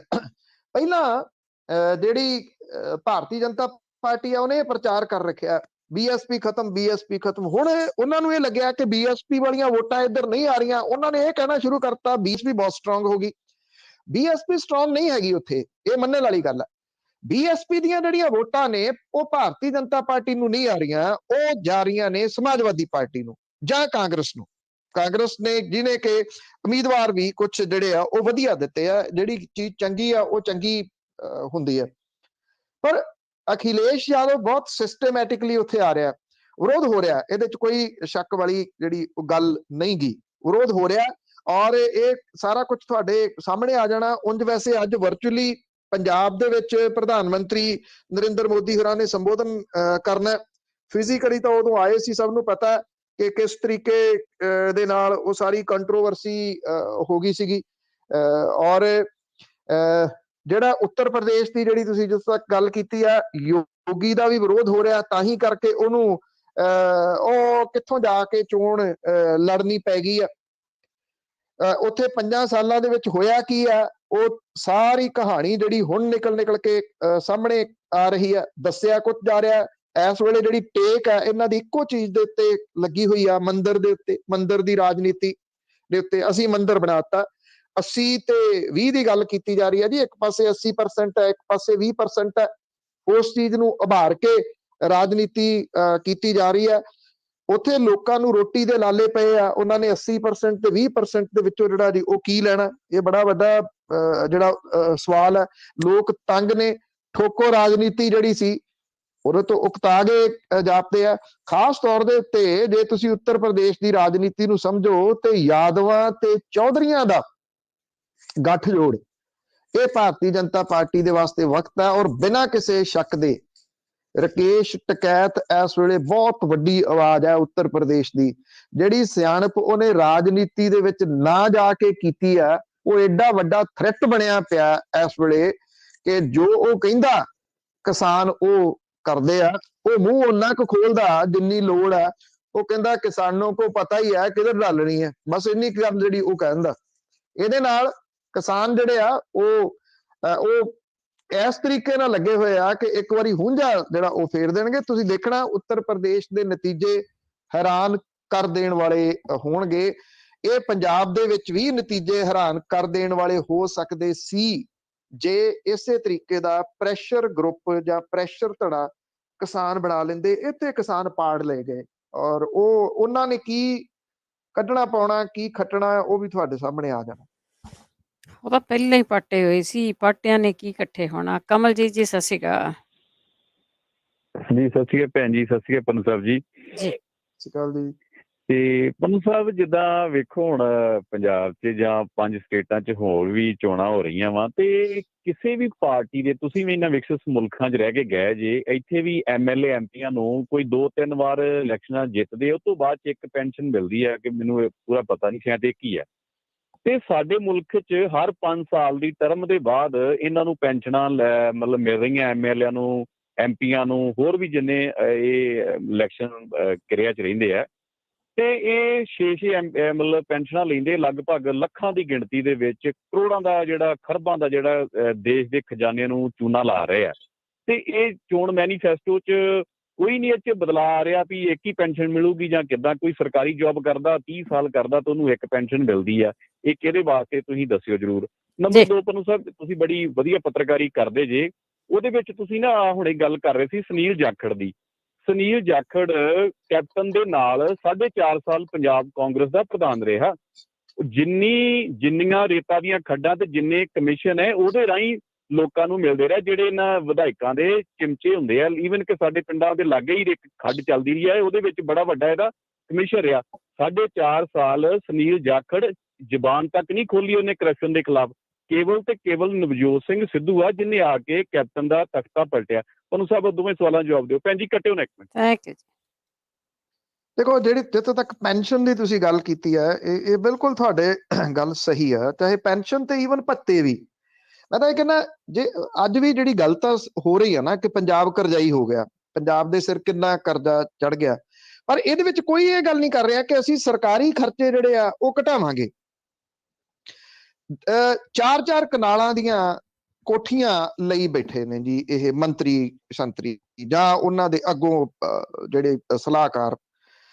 ਆਈ ਥਿੰਕ ਕਿਤੇ ਨਾ ਕਿਤੇ ਜਿਹੜੀਆਂ ਚੇਅਰਮੈਨੀਆਂ ਨੇ ਦੂਜੀਆਂ ਤੀਜੀਆਂ ਨੇ, ਉਹ ਬੰਦ ਹੋਣੀਆਂ ਚਾਹੀਦੀਆਂ ਨੇ ਕੁਝ ਸਾਲਾਂ ਦੇ ਵਾਸਤੇ। ਉੱਤੇ ਪਾਬੰਦੀ ਲੱਗ ਜਾਣੀ ਚਾਹੀਦੀ ਆ। ਉਹਦੇ ਉੱਤੇ ਤੁਸੀਂ MLA ਲਾ ਦਿਓ ਜਿਹੜੇ ਉਹਨਾਂ ਨੂੰ ਸੰਭਾਲਣ ਦੇ ਵਾਸਤੇ। ਭੱਤੇ ਤਾਂ ਤੁਹਾਡੇ ਤੋਂ MLA ਲੈ ਹੀ ਰਹੇ ਆ, ਉਹ ਤੁਸੀਂ ਸੈਪਰੇਟਲੀ ਕਿਸੇ ਨੂੰ ਕਿਉਂ ਲਾਉਂਦੇ ਹੋ? ਜਿਹੜੀਆਂ ਕੋਠੀਆਂ ਨੇ ਉਹ ਐਡੀਆਂ ਵੱਡੀਆਂ ਕਿਉਂ ਹੋਣ? ਉਹਨਾਂ ਦੀ ਮੇਨਟੇਨੈਂਸ ਕਿੰਨੀ ਆ? ਕਿੰਨੇ ਭੱਤੇ ਦਿੱਤੇ ਜਾ ਰਹੇ ਨੇ? ਕਿੰਨੀਆਂ ਕਾਰਾਂ ਵਰਤੀਆਂ ਜਾ ਰਹੀਆਂ ਨੇ? 64 70 ਗੱਡੀਆਂ ਦੇ ਕਾਫਲੇ ਚੱਲਦੇ ਨੇ, ਉਹਨਾਂ ਨੂੰ ਘਟਾਉਣ ਵਾਲੇ ਪਾਸੇ ਕੋਈ ਗੱਲ ਨਹੀਂ ਕਰ ਰਿਹਾ। ਪੈਨਸ਼ਨਾਂ ਵਾਲਾ ਮੁੱਦਾ ਬਹੁਤ ਅਹਿਮ ਹੈ। ਇੱਕ ਵਾਰੀ ਇੱਕੋ ਪੈਨਸ਼ਨ ਹੋਣੀ ਚਾਹੀਦੀ ਨਾ, ਚਾਹੇ 4 ਵਾਰੀ ਚਾਹੇ 5 ਵਾਰੀ। ਸਭ ਤੋਂ ਵੱਧ ਪੈਨਸ਼ਨ ਜਿਹੜੀ ਆ ਉਹ ਪ੍ਰਕਾਸ਼ ਸਿੰਘ ਬਾਦਲ ਹੋਰਾਂ ਦੀ ਹੈ, ਰਜਿੰਦਰ ਕੌਰ ਭੱਠਲ ਹੋਰਾਂ ਦੀ ਹੈ, ਕੈਪਟਨ ਅਮਰਿੰਦਰ ਸਿੰਘ ਹੋਰਾਂ ਦੀ ਹੈ। ਇਹ ਬੜੇ ਮੋਟੇ ਪੈਸੇ ਜਿਹੜੇ ਆ ਉਹ ਪੈਨਸ਼ਨ ਦੇ ਰੂਪ ਦੇ ਵਿੱਚ ਲੈ ਰਹੇ ਆ। ਹੋਣੀ ਚਾਹੀਦੀ, ਕੱਟ ਹੋਣੀ ਚਾਹੀਦੀ ਆ, ਇਹਦੇ ਚ ਕੋਈ ਸ਼ੱਕ ਵਾਲੀ ਗੱਲ ਨਹੀਂ ਗੀ। ਪਰ ਸਵਾਲ ਜਿਹੜਾ ਇਹ ਆ ਕਿ ਇਹ ਸਿਆਸੀ ਧਿਰਾਂ ਕਿਉਂ ਇਹ ਆਪਣੇ ਪੈਰਾਂ ਦੇ ਉੱਤੇ ਕੁਹਾੜਾ ਮਾਰਨਗੀਆਂ? ਇਹ ਤਾਂ ਲੋਕਾਂ ਦਾ ਮੁੱਦਾ, ਲੋਕਾਂ ਦੇ ਮੁੱਦੇ ਤਾਂ ਗਾਇਬ ਕੀਤੇ ਜਾ ਰਹੇ ਆ। ਜਿਹੜੀ ਗੱਲ ਤੁਸੀਂ ਜਾਖੜ ਸਾਹਿਬ ਦੇ ਬਾਰੇ ਚ ਕਹੀ ਆ, ਦੇਖੋ ਇਹ ਗੱਲ ਠੀਕ ਹੈ ਕਿ ਉਹ 4.5 ਸਾਲ ਜਿਹੜਾ ਉਹ ਰਹੇ ਨੇ, ਪਰ ਜਿਹੜੀ ਤੁਸੀਂ ਗੱਲ ਕੀਤੀ ਹੈ ਖੱਡ ਦੀ, ਜੇ ਤੁਹਾਡੇ ਕੋਲੇ ਕੋਈ ਵੀ ਸਬੂਤ ਹੈ, ਤੁਸੀਂ ਇਹ ਕਹਿੰਦੇ ਹੋ ਕਿ ਉਹਦੇ ਖੱਡਾਂ ਦੇ ਵਿੱਚੋਂ ਪੈਸੇ ਲੈਂਦੇ ਰਹੇ ਆ, ਤੇ ਮੇਰੀ ਜਾਚੇ ਉਹ ਜ਼ਰੂਰ ਕਿਸੇ ਨਾ ਕਿਸੇ ਨਾਲ ਗੱਲ ਕਰਕੇ ਦਿਓ। ਨਹੀਂ ਕੋਈ ਹੋਰ ਸੁਣਦਾ ਤੇ ਤੁਸੀਂ ਮੈਨੂੰ ਦੇਣਾ। ਨੰਗਿਆ ਕਰਨ ਦੀ ਗਰੰਟੀ ਜਿਹੜੀ ਜੀ ਉਹ ਮੇਰੀ ਆ ਕਿ ਉਹਨਾਂ ਨੇ ਕਿਸੇ ਜਗ੍ਹਾ ਤੋਂ ਪੈਸੇ ਲਏ ਆ। ਨਹੀਂ ਬੋਲੇ, ਚੱਲਣ ਨਹੀਂ ਦਿੱਤੀ। ਇਹ ਜ਼ਰੂਰ ਤੁਹਾਡੀ ਗੱਲ ਮੈਂ ਸਹਿਮਤ ਆ ਉਹਦੇ ਨਾਲ। ਜਦੋਂ ਫੋਨ ਕਢਵਾ ਕੇ ਰਖਾ ਲਿਆ ਸੀਗਾ ਇਹਨਾਂ ਦਾ, ਇੱਕ ਜਿਹੜੇ ਪ੍ਰਿੰਸੀਪਲ ਸੈਕਟਰੀ ਸੀ ਉਹਦੇ ਇਸ਼ਾਰੇ ਦੇ ਉੱਤੇ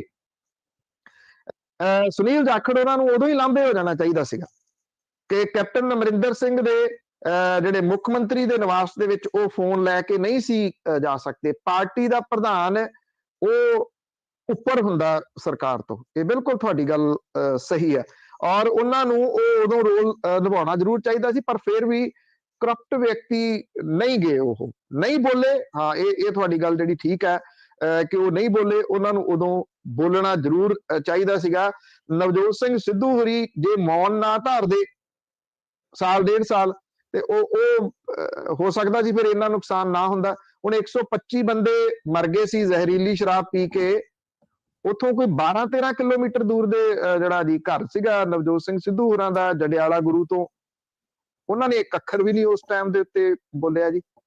ਸੋ ਏਦਾਂ ਹੀ ਆ ਜੀ, ਹਰੇਕ ਬੰਦਾ ਜਿਹੜਾ ਸਿਆਸੀ ਆ ਨਾ, ਉਹ ਆਪਣੇ ਤਰੀਕੇ ਦੇ ਨਾਲ ਦੇਖਦਾ ਕਿ ਹੁਣ ਕਦੋਂ ਮੌਨ ਧਾਰਨ ਦੀ ਲੋੜ ਹੈ ਤੇ ਕਦੋਂ ਮੌਨ ਤੋੜਨ ਦੀ ਲੋੜ ਹੈ ਜੀ। ਅਗਲੇ ਕਾਲਰ ਨੇ ਦੇਸ਼।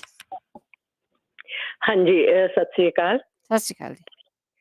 ਹਾਂਜੀ, ਮੈਂ ਸੋਚ ਰਹੀ ਸੀ ਕਿ ਪੰਨੂ ਸਾਹਿਬ ਨੂੰ ਪੁੱਛਾਂ ਕਿ ਜਿਸ ਤਰ੍ਹਾਂ ਦੇ ਹਾਲਾਤ ਇਸ ਵਾਰੀ ਚੋਣਾਂ ਦੇ ਲੈ ਕੇ ਪੰਜਾਬ ਦੇ ਬੜੇ ਹੋਏ, ਇਦਾਂ ਦਾ ਘਸਮਾਨ ਪਹਿਲਾਂ ਕਦੀ ਨਹੀਂ ਸੁਣਨ ਦੇ ਵਿੱਚ, ਚਲੋ ਦੇਖਦੇ ਤਾਂ ਅਸੀਂ ਨਹੀਂ, ਬਾਹਰ ਬੈਠੇ ਇੰਨੀ ਦੂਰ, ਕਦੀ ਵੀ ਸੁਣਨ ਦੇ ਵਿੱਚ ਨਹੀਂ ਆਇਆ ਕਿ ਜਿਸ ਤਰ੍ਹਾਂ ਜਿੰਨੇ ਵੀ ਰਵਾਇਤੀ ਪਾਰਟੀਆਂ ਨੇ, ਲੀਡਰ ਨੇ, ਨਵੇਂ ਨੇ, ਪੁਰਾਣੇ ਨੇ, ਉਹ ਏਦਾਂ ਡੱਡੂ ਸ਼ਰਾਂਗਾ ਲਾ ਕੇ ਇੱਕ ਪਾਰਟੀ ਤੋਂ ਦੂਜੀ ਪਾਰਟੀ ਦੇ ਵਿੱਚ ਜਾ ਰਹੇ ਨੇ। ਜੇ ਇੱਧਰ ਟਿਕਟ ਨਹੀਂ ਮਿਲਦੀ ਤਾਂ ਉੱਧਰ ਜਾ ਰਹੇ ਨੇ ਕਿ ਕਿਸੇ ਨਾ ਕਿਸੇ ਤਰ੍ਹਾਂ ਜਿਹੜੀ ਸੱਤਾ ਆ ਉਹ ਸਾਡੇ ਹੱਥਾਂ ਦੇ ਵਿੱਚ ਹੀ ਰਵੇ ਤੇ ਅਸੀਂ ਜੋ ਕੁਝ ਹੁਣ ਤੱਕ ਕਰਦੇ ਰਹੇ ਹਾਂ ਉਹੀ ਕਰਦੇ ਰਹੀਏ। ਤੇ ਉਹਦੇ ਨਾਲ ਹੀ ਪਾਰਟੀਆਂ ਵੀ ਇਸ ਵਾਰੀ ਜ਼ਿਆਦਾ ਮੈਦਾਨ ਦੇ ਵਿੱਚ ਨੇ। ਤੇ ਮੈਂ ਸੋਚਦੀ ਹਾਂ ਕਿ ਪੰਜਾਬ ਦਾ ਜਿਹੜਾ ਵੋਟਰ ਆ ਉਹ ਵੀ ਜ਼ਰੂਰ ਦੁਚਿੱਤੀ ਦੇ ਵਿੱਚ ਤੇ ਕਨਫਿਊਜ਼ਨ ਦੇ ਵਿੱਚ ਹੋਣਾ ਕਿ ਵੋਟ ਪਾਵਾਂ ਤਾਂ ਕਿਹਨੂੰ ਪਾਵਾਂ ਤੇ ਕਿਵੇਂ ਇਹਨਾਂ ਜਿਹੜੀਆਂ ਰਵਾਇਤੀ ਧਿਰਾਂ ਨੇ, ਪਾਰਟੀਆਂ ਨੇ, ਇਹਨਾਂ ਤੋਂ ਕਿਵੇਂ ਛੁਟਕਾਰਾ ਪਾਵਾਂ।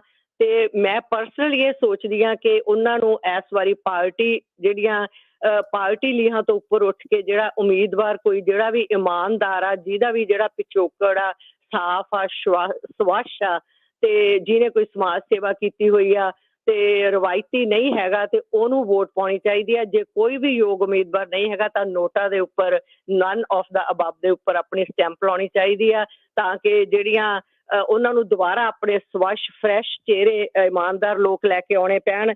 ਤੇ ਹੋ ਸਕਦਾ ਹੈ ਕਿ ਤੁਸੀਂ ਸੋਚਦੇ ਜਾਂ ਕੋਈ ਵੀ ਸੋਚਦਾ ਹੋਣਾ ਕਿ ਆਪ ਇੱਕ ਚੁਆਇਸ ਹੋ ਸਕਦੀ ਹੈ, ਪਰ ਉੱਥੇ ਵੀ ਮੈਨੂੰ ਮੇਰਾ ਆਪਣਾ ਸਸਪੀਸ਼ਨ ਆ ਕਿ ਕੇਜਰੀਵਾਲ ਜਿਹੜੇ ਨੇ ਉਹ ਬਿਨਾਂ ਸ਼ੱਕ ਅੱਜ ਕੱਲ੍ਹ ਦੇ ਜਿੰਨੇ ਵੀ ਪੋਲੀਟੀਕਲ ਲੀਡਰ ਨੇ ਉਹਨਾਂ ਵਿੱਚੋਂ one of the best political leaders Delhi ਦੇ ਲਈ ਕਹੇ ਜਾ ਸਕਦੇ ਨੇ, ਪਰ ਪੰਜਾਬ ਦੇ ਲਈ ਉਹ ਓਨੇ ਹੀ ਵਧੀਆ ਹੋਣਗੇ। ਇਹਦੇ ਬਾਰੇ ਮੇਰੇ ਆਪਣੇ ਡਾਊਟ ਨੇ, ਟਾਈਮ ਜ਼ਿਆਦਾ ਲੱਗ ਜਾਣਾ, ਇਸ ਕਰਕੇ ਮੈਂ ਡੀਟੇਲ ਦੇ ਵਿੱਚ ਨਹੀਂ ਜਾਣਾ ਚਾਹੁੰਦੀ। ਤੇ ਜਿਹੜੀ SSM ਆ ਉਹ ਵੀ ਰਜਿਸਟ੍ਰੇਸ਼ਨ ਵੀ ਹੋ ਗਈ ਆ, ਉਹਨਾਂ ਨੂੰ ਹੁਣ ਚੋਣ ਨਿਸ਼ਾਨ ਵੀ ਮਿਲ ਗਿਆ, ਪਰ ਉਹ ਵੀ ਬਹੁਤੇ ਐਕਟਿਵ ਨਜ਼ਰ ਨਹੀਂ ਆਉਂਦੇ ਹੈਗੇ।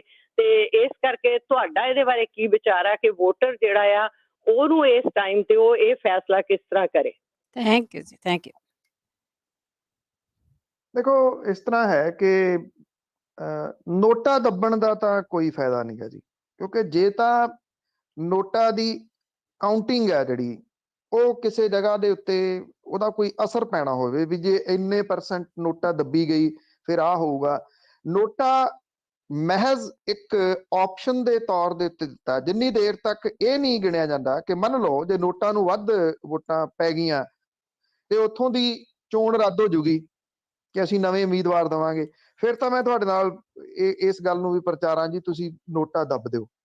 ਨਹੀਂ, ਉਹ ਠੀਕ ਨਹੀਂ ਗਾ, ਨੋਟਾ ਦੱਬਣਾ ਠੀਕ ਨਹੀਂ ਗਾ, ਸਰਕਾਰ ਹੀ ਲਿਆਉਣੀ ਜਿਹੜੀ ਉਹ ਠੀਕ ਹੈ। ਦੂਜੀ ਗੱਲ ਇਹ ਆ ਕਿ ਜੇ ਭੈਣ 70 ਸਾਲ ਹੋ ਗਏ ਜਿਹੜਾ ਜੀ ਉਹ ਛਿੱਤਰ ਖਾਂਦਿਆਂ ਨੂੰ, ਲੁੱਟ ਹੁੰਦਿਆਂ ਨੂੰ, ਤੇ ਬਿਨਾਂ ਵੇਖੇ ਤੋਂ ਆਪਾਂ ਇਹ ਨਹੀਂ ਨਾ ਕਹਿ ਸਕਦੇ ਕਿ ਉਹ ਵੀ ਇਦਾਂ ਦੇ ਹੋਣਗੇ।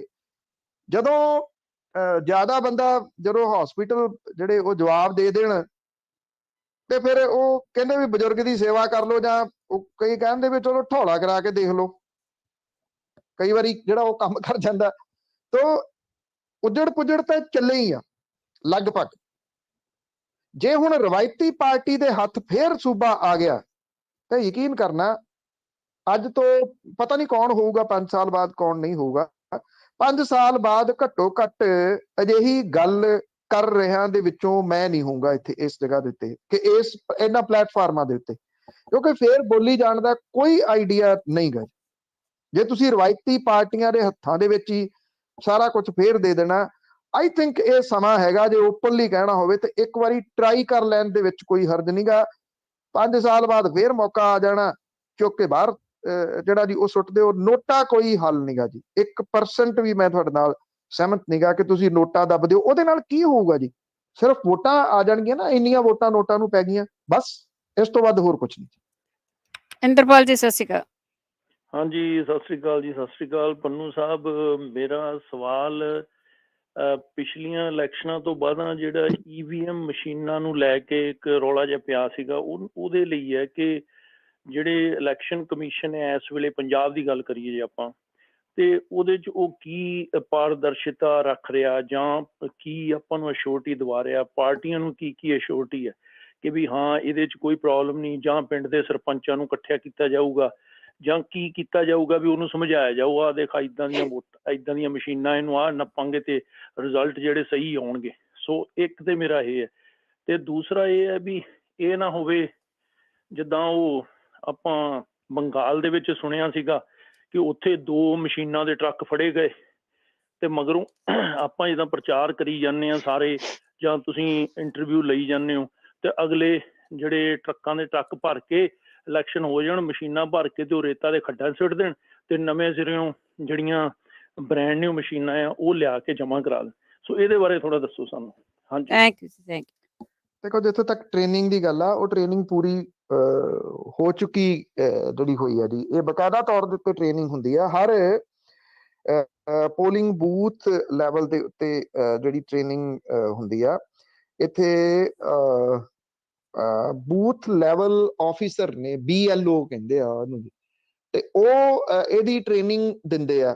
ਉਹਦੇ ਵਿੱਚ ਉਹ ਪਿੰਡ ਦੇ ਜਿਹੜੇ ਸਰਪੰਚ ਪੰਚ ਨੇ ਉਹਨਾਂ ਨੂੰ ਵੀ ਸੱਦਦੇ ਆ, ਕੁਝ ਲੋਕਾਂ ਨੂੰ ਵੀ ਸੱਦਿਆ ਜਾਂਦਾ। ਉਹਨਾਂ ਨੂੰ ਇਹ ਟ੍ਰੇਨਿੰਗ ਦਿੱਤੀ ਜਾਂਦੀ ਹੈ ਕਿ ਕਿਵੇਂ ਵੋਟ ਪਾਈ ਜਾਂਦੀ ਆ। VVPAT ਮਸ਼ੀਨਾਂ ਨੇ, VVPAT ਜਿਹੜੀ ਮਸ਼ੀਨ ਆ ਉਹਦੇ ਵਿੱਚ ਤੁਸੀਂ ਕਿਹਨੂੰ ਵੋਟ ਪਾਈ ਆ ਉਹ ਸ਼ੋਅ ਕਰਦੀ ਹੈ ਸਕਰੀਨ ਦੇ ਉੱਤੇ, ਕੁਝ ਸੈਕਿੰਡ ਦੇ ਵਾਸਤੇ ਉਹ ਮੈਸੇਜ ਰਹਿੰਦਾ। ਹਾਂ, ਉਸ ਤੋਂ ਬਾਅਦ ਫਿਰ ਉਹ ਮੈਸੇਜ ਜਿਹੜਾ ਉਹ ਚਲੇ ਜਾਂਦਾ। ਉਹ ਇੱਕ ਪਰਚੀ ਵੀ ਨਾਲ ਜਿਹੜਾ ਉਹ ਕੱਢਦੀ ਆ, ਉਹ ਬਾਹਰ ਨਹੀਂ ਨਿਕਲਦੀ ਪਰਚੀ, ਨਾ ਤੁਹਾਨੂੰ ਮਿਲਦੀ ਆ, ਕਾਊਂਟ ਉੱਥੇ ਜ਼ਰੂਰ ਉਹ ਹੁੰਦੀ ਆ। ਜਿਹੜਾ ਐਕਚੁਅਲੀ ਮਸ਼ੀਨਾਂ 'ਚ ਹੇਰਾਫੇਰੀ ਕਿੱਥੇ ਹੁੰਦੀ ਆ, ਤੁਸੀਂ ਉਹ ਆਪ ਹੀ ਦੱਸ ਦਿੱਤਾ ਜੀ। ਮੇਰੀ ਚਾਚੇ ਜਿਹੜੀਆਂ ਸਿਆਸੀ ਧਿਰਾਂ ਨੇ ਉਹ ਇਸ ਪੱਖੋਂ ਸੁਚੇਤ ਨੇ ਕਿ ਟਰੱਕਾਂ ਵਾਲੇ ਜਿਹੜਾ ਸਿਲਸਿਲਾ, ਉਹਨਾਂ ਦੇ ਵਰਕਰ ਵਗੈਰਾ ਨਾਲ ਜਾਂਦੇ ਆ, ਤੇ ਉੱਥੇ ਜਿੱਥੇ ਮਸ਼ੀਨਾਂ ਰੱਖੀਆਂ ਜਾਂਦੀਆਂ ਨੇ ਉੱਥੇ CCTV ਕੈਮਰੇ ਲੱਗੇ ਆ। ਉੱਥੇ ਬਾਹਰ ਵੀ ਵੱਖ-ਵੱਖ ਸਿਆਸੀ ਧਿਰਾਂ ਦੇ ਵਰਕਰ ਪੱਕੇ ਮੋਰਚੇ ਲਾ ਕੇ ਬੈਠੇ ਰਹਿੰਦੇ ਆ ਜਿੰਨੇ ਦਿਨ ਤੱਕ ਇਹ ਕਾਊਂਟਿੰਗ ਨਹੀਂ ਹੁੰਦੀ। ਇਸ ਕਰਕੇ ਪੰਜਾਬ ਦੇ ਵਿੱਚ ਟਰੱਕਾਂ ਵਾਲੇ ਮਾਮਲੇ ਦੇ ਵਿੱਚ ਕਰ ਸਕਣਾ ਕਾਫੀ ਹੱਦ ਤੱਕ ਜਿਹੜਾ ਜੀ ਉਹ ਔਖਾ। ਬਾਕੀ ਦੇਖੋ, ਇੰਪੋਸੀਬਲ ਇਹਨਾਂ ਸਿਆਸੀ ਧਿਰਾਂ ਦੇ ਵਾਸਤੇ ਕੁਝ ਵੀ ਨਹੀਂਗਾ। ਮੈਂ ਉਸ ਚੀਜ਼ ਨੂੰ ਲੈ ਕੇ ਬਹੁਤਾ ਫਿਕਰਮੰਦ ਨਹੀਂ ਕਿ ਟਰੱਕਾਂ ਦੇ ਰੂਪ ਦੇ ਵਿੱਚ ਇਹ ਮਸ਼ੀਨਾਂ ਬਦਲ ਦੇਣਗੇ ਜਾਂ ਉੱਥੇ ਕੋਈ ਬਦਲਾਅ ਕਰ ਦੇਣਗੇ। ਜਿਹੜੀ ਮੇਰੀ ਫਿਕਰਮੰਦੀ ਆ ਉਹ ਇਸ ਗੱਲ ਨੂੰ ਲੈ ਕੇ ਆ ਕਿ ਵੋਟਾਂ ਦਾ ਕੰਮ ਸੁੱਖੀ ਸਾਂਦੀ ਨਿਬੜ ਜਾਵੇ, ਕਿਸੇ ਇੱਕ ਵੀ ਵਿਅਕਤੀ ਦੇ ਕੋਈ ਸੱਟ ਪੇਟ ਨਾ ਲੱਗੇ, ਕਿਸੇ ਦੀ ਕੋਈ ਜਾਨ ਨਾ ਜਿਹੜੀ ਉਹ ਜਾਵੇ, ਕਿਸੇ ਕਿਸਮ ਦਾ ਕੋਈ ਪ੍ਰਾਪਰਟੀ ਦਾ ਨੁਕਸਾਨ ਨਾ ਹੋਵੇ, ਤੇ ਸਭ ਤੋਂ ਉੱਪਰ ਪੰਜਾਬ ਦੇ ਵਿੱਚ ਜਿਹੜਾ ਭਾਈਚਾਰਕ ਸਾਂਝ ਹੈ, ਜਿੱਥੇ ਵੱਖ-ਵੱਖ ਫਿਰਕਿਆਂ ਦੇ ਵਿੱਚ ਕਦੇ ਦੰਗੇ ਨਹੀਂ ਹੋਏ, ਉਹਨੂੰ ਉਸ ਤਰ੍ਹਾਂ ਦਾ ਕੁਛ ਨਾ ਜਿਹੜਾ ਜੀ ਉਹ ਹੋਵੇ।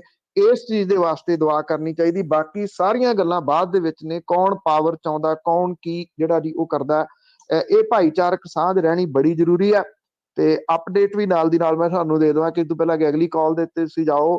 ਹਨੀ ਨੂੰ ਅਦਾਲਤ ਦੇ ਵਿੱਚ ਲੈ ਕੇ ਪਹੁੰਚ ਗਈ ਹੈ ਇਨਫੋਰਸਮੈਂਟ ਡਾਇਰੈਕਟੋਰੇਟ, ਔਰ ਉਹਦੀ ਪੇਸ਼ੀ ਅਦਾਲਤ ਦੇ ਵਿੱਚ ਹੋਊਗੀ। ਵੇਖਣਾ ਇਹ ਹੋਊਗਾ ਕਿ ਅਦਾਲਤ ਦੇ ਵਿੱਚ ਇਨਫੋਰਸਮੈਂਟ ਡਾਇਰੈਕਟੋਰੇਟ ਕੀ ਪੇਪਰ ਲਾਉਂਦੀ ਆ ਕਿ ਇਸ ਰਿਮਾਂਡ ਦੇ ਦੌਰਾਨ ਉਹਨੇ ਕੀ ਮੰਨਿਆ ਜੀ। ਅਗਲੇ ਕਰ ਲੈਣੇ ਬੂਟਾ ਸਿੰਘ ਜੀ। ਹਾਂਜੀ, ਭੈਣ ਬਲਵਿੰਦਰ ਕੌਰ ਜੀ ਤੇ ਸਰਦਾਰ ਬਲਦੇਵ ਸਿੰਘ ਜੀ ਪੰਨੂ ਤੇ ਪੰਜਾਬੀ ਰੇਡੀਓ ਦੇ ਸਾਰੇ ਸਰੋਤਿਆਂ ਨੂੰ ਵਾਹਿਗੁਰੂ ਜੀ ਦਾ ਖਾਲਸਾ, ਵਾਹਿਗੁਰੂ ਜੀ ਕੀ ਫਤਿਹ। ਵਾਹਿਗੁਰੂ ਜੀ ਕੀ ਫਤਿਹ ਜੀ। ਅੱਛਾ ਜੀ, ਗੱਲ ਇਹ ਆ ਵੀ ਜਿਹੜਾ UP ਦਾ ਮਾਡਲ ਆ ਨਾ, ਉਹ ਜਿਹੜੇ ਸਾਧ ਨੂੰ ਇਹਨੂੰ ਬਲਾਤਕਾਰੀ ਬੰਦੇ ਨੂੰ ਦਿੱਤੀ ਆ ਨਾ ਫੜ ਲਓ, ਇਹ ਮਾਡਲ ਇੱਥੇ ਲਿਆਉਣਾ ਚਾਹੁੰਦੇ ਆ। ਇਹ ਭਾਜਪਾ ਦੀ ਨੀਤੀ ਹੈ, ਤਾਂ ਹੀ ਉਹਨਾਂ ਨੂੰ ਫੜ ਲਓ ਦਿੱਤੀ ਹੈ। ਤੇ ਦੂਜਾ ਨੰਬਰ ਇਹ ਆ ਜੀ ਵੀ ਇਹਨਾਂ ਦੇ ਵਿੱਚ ਹਰਜੀਤ ਗਰੇਵਾਲ ਸਾਹਿਬ ਤੇ ਗਿਆਨੀ ਸਾਹਿਬ ਤੇ ਇੱਕ ਇਹਨਾਂ ਦੇ ਜਿਹੜੇ ਜਲੰਧਰ ਤੋਂ ਜਿਨ੍ਹਾਂ ਦੇ ਕਿਸਾਨਾਂ ਨੇ ਬਾਰ ਚਲਾਇਆ ਸੀ ਗੋਹਾ, ਇਹਨਾਂ ਨੂੰ ਮੁੱਖ ਮੰਤਰੀ ਬਣਾਉਣਗੇ। ਇਹਨਾਂ ਨੇ ਤਾਂ ਬਹੁਤ ਪੰਜਾਬ ਦੇ ਲੋਕਾਂ ਦੇ ਭਲੇ ਦੀ ਖਾਤਰ ਤੇ ਬਹੁਤ ਪ੍ਰਚਾਰ ਕੀਤਾ ਰੱਜ ਕੇ, ਤੇ ਇਹਨਾਂ ਨੂੰ ਇਹ ਪਿੱਛੇ ਹੀ ਕਰਤਾ। ਇਹਨਾਂ ਨੂੰ ਨਾ ਕੋਈ ਕਿਸੇ ਅਹੁਦੇ ਤੇ ਲਾਇਆ। ਇਹ ਇੱਕ ਤਾਂ ਇਹ ਸਵਾਲ ਸੀ। ਤੇ ਦੂਜਾ ਸਵਾਲ ਇਹ ਆ ਵੀ ਜਿਹੜਾ ਆਪਣਾ ਫਰੀਦਕੋਟ ਤੋਂ ਸੁਖਬੀਰ ਬਾਦਲ ਹਰੇ ਸੀ ਨਾ ਜਗਮੀਤ ਬਰਾੜ ਕੋਲੋਂ, ਉਦੋਂ ਦੇ ਇਹਨਾਂ ਨੇ ਦਿਗਵਿਜੇ ਨੇਤਾ ਬਣਾ ਲਏ ਵੀ ਭਾਈ ਇੱਕ ਦੂਜੇ ਦੀ ਮਦਦ ਕਰੋ ਤੇ ਆਪਣੇ ਮੁਕਾਬਲੇ 'ਚ ਕੋਈ ਖੜਨ ਨਾ। ਹੁਣ ਵੀ ਮਨਪ੍ਰੀਤ ਨੂੰ ਬਠਿੰਡੇ ਤੋਂ ਸਿੰਗਲਾ ਸਾਹਿਬ ਨੇ ਸਿੱਧਾ ਸੁਖਬੀਰ ਬਾਦਲ ਨੂੰ ਕਿਹਾ ਵੀ ਭਾਈ ਜਿਹੜੇ ਤੁਸੀਂ ਸਨੇਹ ਲੱਗੇ ਨਾ, ਤੁਹਾਡੇ ਸਾਰੇ ਮੇਰੇ ਕੋਲ ਮੈਸੇਜ ਆ ਗਏ ਆ ਵੀ ਭਾਈ ਉਹਨੂੰ ਵੋਟਾਂ ਪਾਉਣੀਆਂ ਮਨਪ੍ਰੀਤ ਬਾਦਲ ਨੂੰ। ਤੇ ਦੂਜੇ ਪਾਸੇ ਵੀ ਇਹ ਰਲ ਕੇ ਸਾਰੇ ਇਹ ਇੱਕ ਦੂਜੇ ਨਾਲ, ਤੇ ਹੁਣ ਮਜੀਠੀਏ ਨੂੰ ਵੀ ਉਹ ਤਾਂ ਹੀ ਕਾਂਗਰਸੀ ਜਿਹੜੇ ਕਹੀ ਜਾਂਦੇ ਸਿੱਧੂ ਨੂੰ ਹਰਾਉਣਾ ਹੈ, ਤੇ ਇਹ ਤਾਂ ਦਿਗਵਿਜੇ ਨੇਤਾ। ਤੇ ਊਂ ਤਾਂ ਇਹਨਾਂ ਦੀ ਪਾਵਰ ਪੂਰ ਹੈ ਨਹੀਂ, ਜੇ ਸਿੱਧਾ ਇਕੱਲੇ ਜਿੱਤਣ ਤਾਂ ਹਾਰਨਗੇ 50-50 ਵਾਰੀ ਇਹ। ਤੇ ਨਾਲ ਇਹਨਾਂ ਦੇ ਤਰੇਲੀਆਂ ਆਈਆਂ ਪਈਆਂ। ਹੁਣ ਮੈਂ ਟੀਵੀ ਤੇ ਵੀ ਦੇਖੀਆਂ, ਸੁਖਬੀਰ ਬਾਦਲ ਦੇ ਵੀ ਤੇ ਸਿਮਰਤ ਕੌਰ ਬਾਦਲ ਦੇ ਵੀ ਪੂਰੀਆਂ ਤਰੇਲੀਆਂ ਆਈਆਂ ਵੀ ਐਂ ਪਤਾ ਲੱਗਦਾ ਵੀ ਬਗਾਨਾ ਪੁੱਤ ਕੀ ਹੁੰਦਾ। ਜਿਹੜੇ ਭਲੇ ਮਾਨਸ ਲੋਕ ਆ ਤੇ ਤੁਸੀਂ ਉਹਨਾਂ ਨੂੰ ਕੁੱਟ ਕੇ ਠੱਗ ਕੇ ਮਾਰ ਕੇ ਲੁੱਟ ਕੇ ਤੇ ਕੀ ਕੀਤਾ। ਮੇਰਾ ਤਾਂ ਇੰਨਾ ਹੀ ਕਹਿਣਾ ਸੀਗਾ ਜੀ ਵੀ ਇਹਨਾਂ ਨੂੰ ਨਾ ਹਿਸਾਬ ਕਿਤਾਬ ਲੈਣਾ ਚਾਹੀਦਾ। ਥੈਂਕ ਯੂ ਜੀ। ਤੇ ਤੀਜੀ ਪਾਰਟੀ ਨੂੰ ਮੌਕਾ ਦੇਣ। ਬਦਲਾਅ ਜਿਵੇਂ ਤੁਸੀਂ ਕਿਹਾ ਬਦਲਾਅ ਚੰਗਾ, ਜੇ ਕਰ ਲੈਣਗੇ ਤਾਂ ਵਧੀਆ ਰਹਿਣਗੇ, ਨਹੀਂ ਸਾਰੀ ਉਮਰ ਪਛਤਾਉਣਗੇ ਤੇ ਮੁੜ ਕੇ ਬਣਨਾ ਵੀ ਕੁਛ ਨਹੀਂ। ਥੈਂਕ ਯੂ ਜੀ। ਤੀਜਾ ਇੱਕ ਗੱਲ ਰਹਿ ਗਈ ਜੀ ਥੋੜੀ ਜਿਹੀ, ਸੱਚ ਉਹ ਜਿਹੜਾ ਇਹ ਦੋਨੇ ਸੁਖਬੀਰ ਬਾਦਲ ਤੇ ਜਿਹੜਾ ਮਨਪ੍ਰੀਤ ਬਾਦਲ ਆ, ਜਦੋਂ GST ਤੇ ਸੀ ਇਹਨੇ ਹਮਾਇਤ ਕੀਤੀ ਸੀ ਭਾਜਪਾ ਵਾਲਿਆਂ ਦੀ, ਤੇ ਇਹ ਸੈਂਟਰ ਨਾਲ ਵੀ ਰਲੇ, ਦੋਨੀ ਪਾਸੇ ਰਲਦੇ ਆ ਇਹ। ਬਸ ਇੰਨਾ ਹੀ ਸੀਗਾ ਜੀ, ਕੱਟੋ ਨਾ ਭੈਣ ਜੀ। ਕੀ ਧੰਨਵਾਦ ਜੀ। ਤੁਹਾਡੇ ਸੁਝਾਅ ਨਹੀਂ, ਸਵਾਲ ਤਾਂ ਇਹਦੇ ਵਿੱਚ ਨਹੀਂ ਹੈਗਾ ਕੋਈ, ਜੋ ਤੁਹਾਡੇ ਸੁਝਾਅ 에ਅਰ ਦੇ ਉੱਤੇ ਚਲੇ ਗਏ ਜੀ। ਜੀ ਜਸਪ੍ਰੀਤ ਜੀ ਸਤਿ ਸ਼੍ਰੀ ਅਕਾਲ। ਸਤਿ ਸ਼੍ਰੀ ਅਕਾਲ ਭੈਣ ਜੀ, ਪੰਨੂ ਸਾਹਿਬ ਤੇ ਸਾਰੇ ਸੁਣਨ ਵਾਲੇ ਦੋਸਤਾਂ ਨੂੰ ਸਤਿ ਸ਼੍ਰੀ ਅਕਾਲ ਜੀ। ਸਤਿ ਸ਼੍ਰੀ ਅਕਾਲ। ਸਤਿ ਸ਼੍ਰੀ ਅਕਾਲ ਜੀ। ਸਤਿ ਸ਼੍ਰੀ ਅਕਾਲ ਜੀ। ਪੰਨੂ ਸਾਹਿਬ, ਪਹਿਲਾ ਸਵਾਲ ਤਾਂ ਇਹ ਹੈ ਜੀ, ਇਹ ਗੱਲ ਦੀ ਕੀ ਗਰੰਟੀ ਹੋਏਗੀ ਕਿ ਵੋਟਿੰਗ ਮਸ਼ੀਨ ਕੱਲੀ ਦੀ ਜਿਹੜੀ ਚਿੱਪ ਦਾ ਕੋਈ ਘਪਲਾ ਨਹੀਂ ਹੋਏਗਾ? ਔਰ ਦੂਸਰਾ ਸਵਾਲ ਇਹ ਹੈ ਜੀ ਕਿ ਸਰਕਾਰ ਕਿਹੜੇ ਗਠਬੰਧਨ ਦੀ ਹੋਏਗੀ? ਔਰ ਤੀਸਰਾ ਇਹ ਸਵਾਲ ਹੈ ਜੀ, ਉਹ ਗਠਬੰਧਨ ਦੀ ਸਰਕਾਰ ਕਿੰਨਾ ਚਿਰ ਚੱਲ ਜੂਗੀ? ਤੇ ਚੌਥਾ ਆਖਰੀ ਸਵਾਲ ਹੈ ਜੀ, ਜੇ ਚੱਲ ਵੀ ਗਈ ਤਾਂ ਕੀ ਪੰਜਾਬ ਦੇ ਕੰਮ ਜਿਹੜੇ ਹੈਗੇ ਉਹ ਚੱਲਦੇ ਰਹਿਣਗੇ? ਮਿਹਰਬਾਨੀ ਜੀ। ਥੈਂਕ ਯੂ ਜੀ। ਦੇਖੋ, ਇਹ ਚਿੱਪ ਵਾਲੀ ਗਰੰਟੀ ਤਾਂ ਤੁਸੀਂ ਚੋਣ ਕਮਿਸ਼ਨ ਦੇ ਕਿਸੇ ਨੁਮਾਇੰਦੇ ਤੋਂ ਪੁੱਛਣਾ ਨਾ। ਇਹਦੀ ਗਰੰਟੀ ਸ਼੍ਰੀਮਾਨ ਜੀ ਮੈਂ ਥੋੜੀ ਦੇ ਸਕਦਾ। ਮੈਂ ਤਾਂ ਤੁਹਾਡੇ ਸਾਹਮਣੇ ਜਾਣਕਾਰੀ ਜਿਹੜੀ ਉਹ ਲਿਆ ਕੇ ਦੇ ਸਕਦਾ ਹੈ। ਇੰਨਾ ਹੀ ਮੈਂ ਜਿਹੜਾ ਜੀ ਉਹ ਕਹੂੰਗਾ। ਇਹ ਹੁਣ ਇਹ ਉਹਨਾਂ ਦੇ ਉੱਤੇ ਆ, ਇਹਦਾ ਜਵਾਬ ਜਾਂ ਪੋਲੀਟੀਕਲ ਪਾਰਟੀ ਦੇਵੇ ਜਾਂ ਖਾਸ ਤੌਰ ਦੇ ਉੱਤੇ ਚੋਣ ਕਮਿਸ਼ਨ ਦੇਵੇ ਕਿ ਕੱਲੀ ਮਸ਼ੀਨ ਦੇ ਚਿੱਪ ਦੀ ਗਰੰਟੀ ਜਿਹੜੀ ਆ ਉਹ ਕੀ ਹੋਊਗੀ। ਬਾਕੀ ਲੈਟਸ ਸੀ ਜਿਹੜਾ ਜੀ, ਜਿਹੜੇ ਤੁਸੀਂ ਗੱਠ ਜੋੜਾਂ ਵਾਲੀ ਗੱਲ ਕਹੀ ਆ, ਆਪੋ ਆਪਣਾ ਤਜਰਬਾ ਆ। ਹਰ ਬੰਦਾ ਆਪਣੇ ਤਜਰਬੇ ਦੇ ਲਿਹਾਜ਼ ਦੇ ਨਾਲ ਐਨਾਲਿਸਿਸ ਕਰਦਾ। ਮੇਰਾ ਤਜਰਬਾ ਜਿਹੜਾ ਉਹ ਇਹ ਕਹਿੰਦਾ, ਦੇਖੋ ਇਉਂ ਨਹੀਂ ਹੁੰਦਾ ਕਿ ਜੋ ਮੈਂ ਕਹਿ ਰਿਹਾ ਉਹ ਪੱਥਰ ਤੇ ਲਕੀਰ ਆ। ਮੈਂ ਵੀ ਬੜਾ ਸਪਸ਼ਟ ਆ ਇਹਨਾਂ ਮਾਮਲਿਆਂ ਦੇ ਉੱਤੇ। ਇੱਕ ਜਦੋਂ ਤੁਸੀਂ ਵਿਚਰਦੇ ਹੋ ਲੋਕਾਂ ਦੇ ਵਿੱਚ ਤੇ ਤੁਸੀਂ ਨਬਜ਼ ਟੋਣੀ ਹੁੰਦੀ ਆ ਉਹਨਾਂ ਦੀ। ਨਬਜ਼ ਜਿਹੜੀ ਉਹ ਟੋਹੀ ਜਾ ਸਕਦੀ ਆ ਆਮ ਲੋਕਾਂ ਦੇ ਕੋਲੋਂ, ਜਿਹੜੇ ਸੱਥਾਂ ਦੇ ਵਿੱਚ ਹੱਟੀਆਂ ਦੇ ਉੱਤੇ ਤੁਹਾਨੂੰ ਮਿਲਦੇ ਆ। ਉੱਥੋਂ ਅਸੀਂ ਲੱਭਣ ਦੀ ਕੋਸ਼ਿਸ਼ ਜਿਹੜੀ ਉਹ ਕਰਦੇ ਆ। ਦੇਖੋ ਉਹ ਗਲਤ ਵੀ ਹੋ ਸਕਦੀ ਆ। ਇੱਕ ਆਈਡੀਆ ਆ ਮੇਰੀ ਜਾਚੇ, ਜਿਹੜੇ ਤੁਹਾਡੇ ਅਖੀਰਲੇ 3 ਕੁ ਸਵਾਲ ਨੇ ਨਾ, ਉਹਨਾਂ ਦਾ ਇੱਕੋ ਹੀ ਜਵਾਬ ਹੈ, ਗੱਠ ਜੋੜ ਦੀ ਸਰਕਾਰ ਨਹੀਂ ਕੋਈ ਵੀ ਜਿਹੜੀ ਇੱਥੇ ਸਰਕਾਰ ਨਾ ਹੰਗ ਆਉਣੀ ਆ ਵਿਧਾਨ ਸਭਾ। ਮੇਰੀ ਜਾਚੇ ਸਰਕਾਰ ਜਿਹੜੀ ਵੀ ਆਊਗੀ ਉਹ ਬਿਲਕੁਲ ਮੁਕੰਮਲ ਰੂਪ ਦੇ ਵਿੱਚ ਸਰਕਾਰ ਆਊਗੀ ਜੇ ਉਸ ਸਾਰੇ ਜੋ ਕੁਝ ਲੋਕ ਕਹਿ ਰਹੇ ਆ, ਜੇ ਉਹਨਾਂ ਦੀ ਨਬਜ਼ ਤੋਂ ਸਮਝਣ ਦੀ ਕੋਸ਼ਿਸ਼ ਜਿਹੜੀ ਉਹ ਕੀਤੀ ਹੈ। ਮੇਰੀ ਸਮਝ ਇਹ ਕਹਿੰਦੀ ਹੈ ਕਿ ਗੱਠ ਜੋੜ ਦੀ ਸਰਕਾਰ ਨਹੀਂ ਆਊਗੀ। ਸਰਕਾਰ ਬਿਲਕੁਲ ਕਲੀਅਰ ਮੈਜੋਰਿਟੀ ਦੇ ਵਿੱਚ ਆਊਗੀ। ਗੱਠ ਜੋੜ ਵਾਲੀਆਂ ਸਰਕਾਰਾਂ ਮੁਲਕ ਦੇ ਵਿੱਚ ਨਹੀਂ ਆਉਂਦੀਆਂ ਇਹਨਾਂ ਦਿਨਾਂ ਦੇ ਦੌਰਾਨ। ਔਰ ਪੰਜਾਬ ਦੇ ਵਿੱਚ ਤਾਂ ਖਾਸ ਤੌਰ ਦੇ ਉੱਤੇ ਇਹ ਕਲਚਰ ਰਿਹਾ ਕਿ ਇੱਕ ਪਾਸੜ ਵੋਟ ਜਿਹੜੀ ਆ ਉਹ ਪੈਂਦੀ ਹੈ। ਮੈਂ ਨਹੀਂ ਕਹਿੰਦਾ ਕਿ ਇੱਕ ਪਾਸੜ ਵੋਟ ਇਹੋ ਜਿਹੀ ਹੋਊਗੀ ਕਿ ਜਿਹੋ ਜਿਹੀ ਕਾਂਗਰਸ ਦੀ ਹੋ ਗਈ ਕਿ ਵਿਰੋਧੀ ਧਿਰ ਕਮਜ਼ੋਰ ਹੋ ਗਈ। ਜਿਹੜੀ ਵਿਰੋਧੀ ਧਿਰ ਵੀ ਇੱਕ ਆਊਗੀ ਉਹ ਸਟਰੋਂਗ ਆਊਗੀ, ਆਉਣੀ ਚਾਹੀਦੀ ਹੈ। ਮੇਰੀ ਜਾਚੇ, ਮੈਂ ਗਲਤ ਵੀ ਹੋ ਸਕਦਾ, ਚਲੋ ਮੈਂ ਨਹੀਂ ਇਹ ਕਹਿੰਦਾ ਕਿ ਜਿਹੜੀ ਭਵਿੱਖਬਾਣੀ ਕੋ ਨਾ, ਮੈਂ ਭਵਿੱਖਬਾਣੀਆਂ ਕਰਦਾ ਹੀ ਆ ਵੀ ਏਦਾਂ, ਪਰ ਮੇਰੀ ਜਾਚੇ 70+ ਸੀਟਾਂ ਵਾਲੀ ਸਰਕਾਰ ਪੰਜਾਬ ਦੇ ਵਿੱਚ ਆਊਗੀ। ਗੱਠਜੋੜ ਕਰਨ ਦੀ ਜ਼ਰੂਰਤ ਨਹੀਂ ਪਊਗੀ। ਹਾਂ, ਉਹ ਕੰਮ ਕਰ ਸਕੂਗੀ ਨਹੀਂ ਕਰ ਸਕੂਗੀ, ਇਹ ਉਹਨਾਂ ਦੇ ਵਿਜ਼ਨ ਦੇ ਉੱਤੇ ਡਿਪੈਂਡ ਕਰਦਾ। ਜੇ ਤਾਂ ਉਹ ਹੈਗੀਆਂ ਨੇ ਜੀ ਜਿਹੜੀਆਂ ਰਵਾਇਤੀ ਪਾਰਟੀਆਂ ਨੇ, ਉਹਨਾਂ ਦਾ ਵਿਜ਼ਨ ਕੀ ਹੈ ਉਹ ਸਭ ਨੂੰ ਪਤਾ। ਉਹਨਾਂ ਦਾ ਵਿਜ਼ਨ ਇੱਕੋ ਆ ਕਿ ਉਹਨਾਂ ਦੀਆਂ ਆਪਣੀਆਂ ਪ੍ਰਾਪਰਟੀਆਂ ਵਧਣ, ਉਹਨਾਂ ਦੇ ਆਪਣੇ ਕਾਰੋਬਾਰ ਵਧਣ। ਜੇ ਹੁਣ ਨਾ ਪੰਜਾਬ ਦੇ ਵਾਸਤੇ ਕੰਮ ਹੋਇਆ ਤੇ ਪੰਜਾਬ ਲਗਭਗ ਗਿਆ ਜੀ, ਬਹੁਤ ਸਾਰੇ ਮਾਮਲਿਆਂ ਤੋਂ ਗਿਆ। ਸਾਡੀਆਂ ਜੜ੍ਹਾਂ ਜਿਹੜੀਆਂ ਇੱਥੇ ਨੇ ਉਹ ਉਖੜ ਜਾਣਗੀਆਂ। ਇੱਥੋਂ ਦਾ ਪੰਜਾਬ ਦਾ ਕਿਸਾਨ ਬਹੁਤ ਦੁਖੀ ਹੈ, ਪੰਜਾਬ ਦਾ ਬਿਜ਼ਨਸਮੈਨ ਬਹੁਤ ਦੁਖੀ ਹੈ। ਪੰਜਾਬ ਨੂੰ ਕੱਖ ਨਹੀਂ ਬਿਜ਼ਨਸ ਨੂੰ ਦਿੱਤਾ ਜਾ ਰਿਹਾ, ਬਿਜ਼ਨਸ ਉੱਜੜ ਰਹੇ ਨੇ। ਪੰਜਾਬ ਦਾ ਧਰਤੀ ਹੇਠਲਾ ਪਾਣੀ ਗਿਆ, ਲਗਭਗ ਗਿਆ ਜੀ। ਅਗਲੇ 8-10 ਸਾਲਾਂ ਤੋਂ ਬਾਅਦ ਪੰਜਾਬ ਨੇ ਬੰਜਰ ਬਣ ਜਾਣਾ। ਪੰਜਾਬ ਦਾ ਜਿਹੜਾ ਪੀਣ ਵਾਲਾ ਪਾਣੀ ਉਹ ਖਰਾਬ ਹੋ ਗਿਆ। ਪੰਜਾਬ ਨੂੰ ਬਿਮਾਰੀਆਂ ਨੇ ਚੁਫੇਰੇ ਤੋਂ ਘੇਰ ਲਿਆ।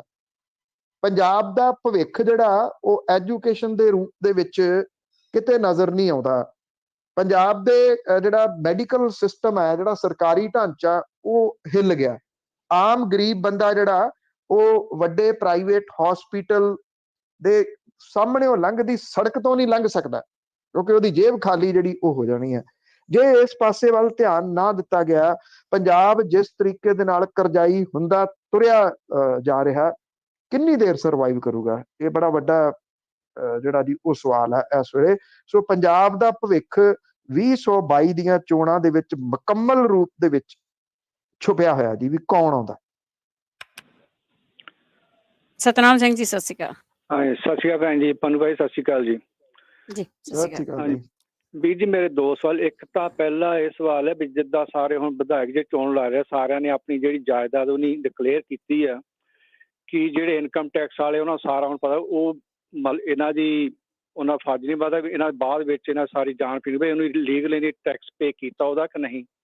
ਤੇ ਦੂਜਾ ਮੇਰਾ ਸਵਾਲ ਹੈ, ਜਿੱਦਾਂ ਮਤਲਬ ਵੀ ਜੀ ਸਿੱਖਾਂ ਵਾਸਤੇ ਹਮੇਸ਼ਾ ਇਹ ਕਾਨੂੰਨ ਵੱਖਰਾ ਕਾਹਤੇ ਕਹਿੰਦਾ, ਕਿਉਂਕਿ ਹੁਣ ਸੌਦਾ ਸਾਧ ਨੂੰ ਉਹਨੇ ਮਤਲਬ ਆਪਣੇ ਫਰਲੋ ਦੇ ਦਿੱਤੀ ਆ, ਉਹ ਸੇਮ ਮਤਲਬ ਉਹ ਵੀ ਮਰਡਰ ਦੇ ਉਹਦਾ ਚਾਰਜ ਉੱਤੇ ਹੋਏ ਆ।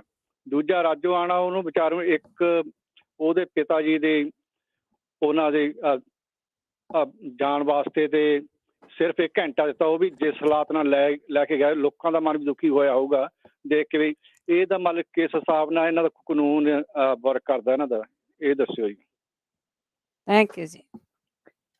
ਦੇਖੋ, ਇਹ 2 ਕੇਸਾਂ 'ਚ ਫਰਕ ਇਹ ਆ ਕਿ ਉਹਨੂੰ ਫਾਂਸੀ ਦੀ ਸਜ਼ਾ ਹੋਈ ਆ ਬਲਵੰਤ ਸਿੰਘ ਰਾਜੋਆਣਾ ਨੂੰ, ਤੇ ਉਹਨੇ ਉਸ ਫਾਂਸੀ ਦੀ ਸਜ਼ਾ ਦੀ ਅਪੀਲ ਨਹੀਂ ਕੀਤੀ।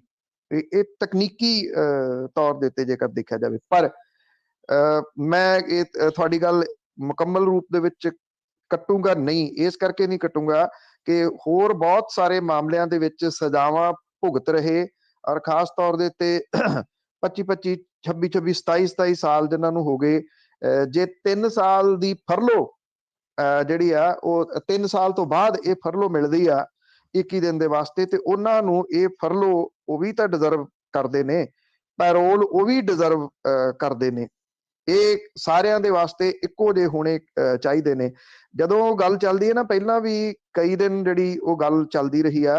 ਹਾਲਾਂਕਿ ਭੁੱਲਰ ਸਾਹਿਬ ਦੀ ਜਿਹੜੀ ਪਤਨੀ ਹੈ, ਪ੍ਰੋਫੈਸਰ ਦਵਿੰਦਰਪਾਲ ਸਿੰਘ ਭੁੱਲਰ ਹੋਰਾਂ ਦੀ ਪਤਨੀ, ਉਹਨਾਂ ਨੇ ਇਹ ਗੱਲ ਕਹੀ ਹੈ ਕਿ ਇਸ ਮਾਮਲੇ ਜਿਹੜੀਆਂ ਸਿਆਸੀ ਧਿਰਾਂ ਨੇ ਉਹ ਇਹਦੇ ਤੇ ਸਿਆਸਤ ਨਾ ਕਰਨ, ਭੁੱਲਰ ਸਾਹਿਬ ਵਾਲੇ ਮਾਮਲੇ ਦੇ ਉੱਤੇ, ਕਿ ਵੀ ਉਹ ਜ਼ਿਆਦਾ ਇਹਨੂੰ ਨਾ ਚੁੱਕਣ। ਮੈਂ ਉਦੋਂ ਵੀ ਇਹ ਗੱਲ ਕਹੀ ਸੀ, ਕੁਝ ਲੋਕਾਂ ਨੂੰ ਉਹ ਚੁਭੀ ਹੋਈ ਵੀ ਸਿਰਫ ਦਵਿੰਦਰਪਾਲ ਸਿੰਘ ਭੁੱਲਰ ਹੋਰੀ ਕਿਉਂ, ਬਾਕੀ ਵੀ ਬਹੁਤ ਸਾਰੇ ਨੇ ਜਿਨ੍ਹਾਂ ਨੂੰ 27-27, 28-28 ਸਾਲ ਹੋ ਗਏ ਅੰਦਰ ਬੈਠਿਆਂ ਨੂੰ। ਇਹ ਸਮੁੱਚੇ ਰੂਪ ਦੇ ਵਿੱਚ ਮਨੁੱਖੀ ਅਧਿਕਾਰਾਂ ਦਾ ਇੱਕ ਮਸਲਾ ਸਮਝਦਿਆਂ ਹੋਇਆਂ ਜਿਹੜਾ ਉਹ ਇਹਨੂੰ ਚੁੱਕਣਾ ਚਾਹੀਦਾ। ਇਸ ਮਾਮਲੇ ਨੂੰ ਇੱਕ ਚੀਜ਼ ਦੇ ਨਾਲ ਜੋੜ ਕੇ ਨਹੀਂ ਇਹਨੂੰ ਜਿਹੜਾ ਉਹ ਦੇਖਣਾ ਚਾਹੀਦਾ। ਹਾਂ, ਜਿਹੜੀ ਤੁਸੀਂ ਗੱਲ ਕੀਤੀ ਆ, ਇਹ ਤੁਹਾਡੀ ਗੱਲ ਸਹੀ ਆ ਕਿ ਕਾਨੂੰਨ ਜਿਹੜਾ ਆ ਉਹ ਬਰਾਬਰ ਦਾ ਕੰਮ ਨਹੀਂ ਕਰ ਰਿਹਾ ਜੀ। ਸਾਡੇ ਅਗਲੇ ਕਾਲਰ ਨੇ ਜੀ ਗੁਰਮੀਤ ਸਿੰਘ। ਸਤਿ ਸ਼੍ਰੀ ਅਕਾਲ ਭੈਣ ਜੀ। ਸਤਿ ਸ਼੍ਰੀ ਅਕਾਲ ਸਤਿ ਸ਼੍ਰੀ ਅਕਾਲ ਪੰਨੂ ਸਾਹਿਬ ਜੀ। ਸਤਿ ਸ਼੍ਰੀ ਅਕਾਲ ਜੀ।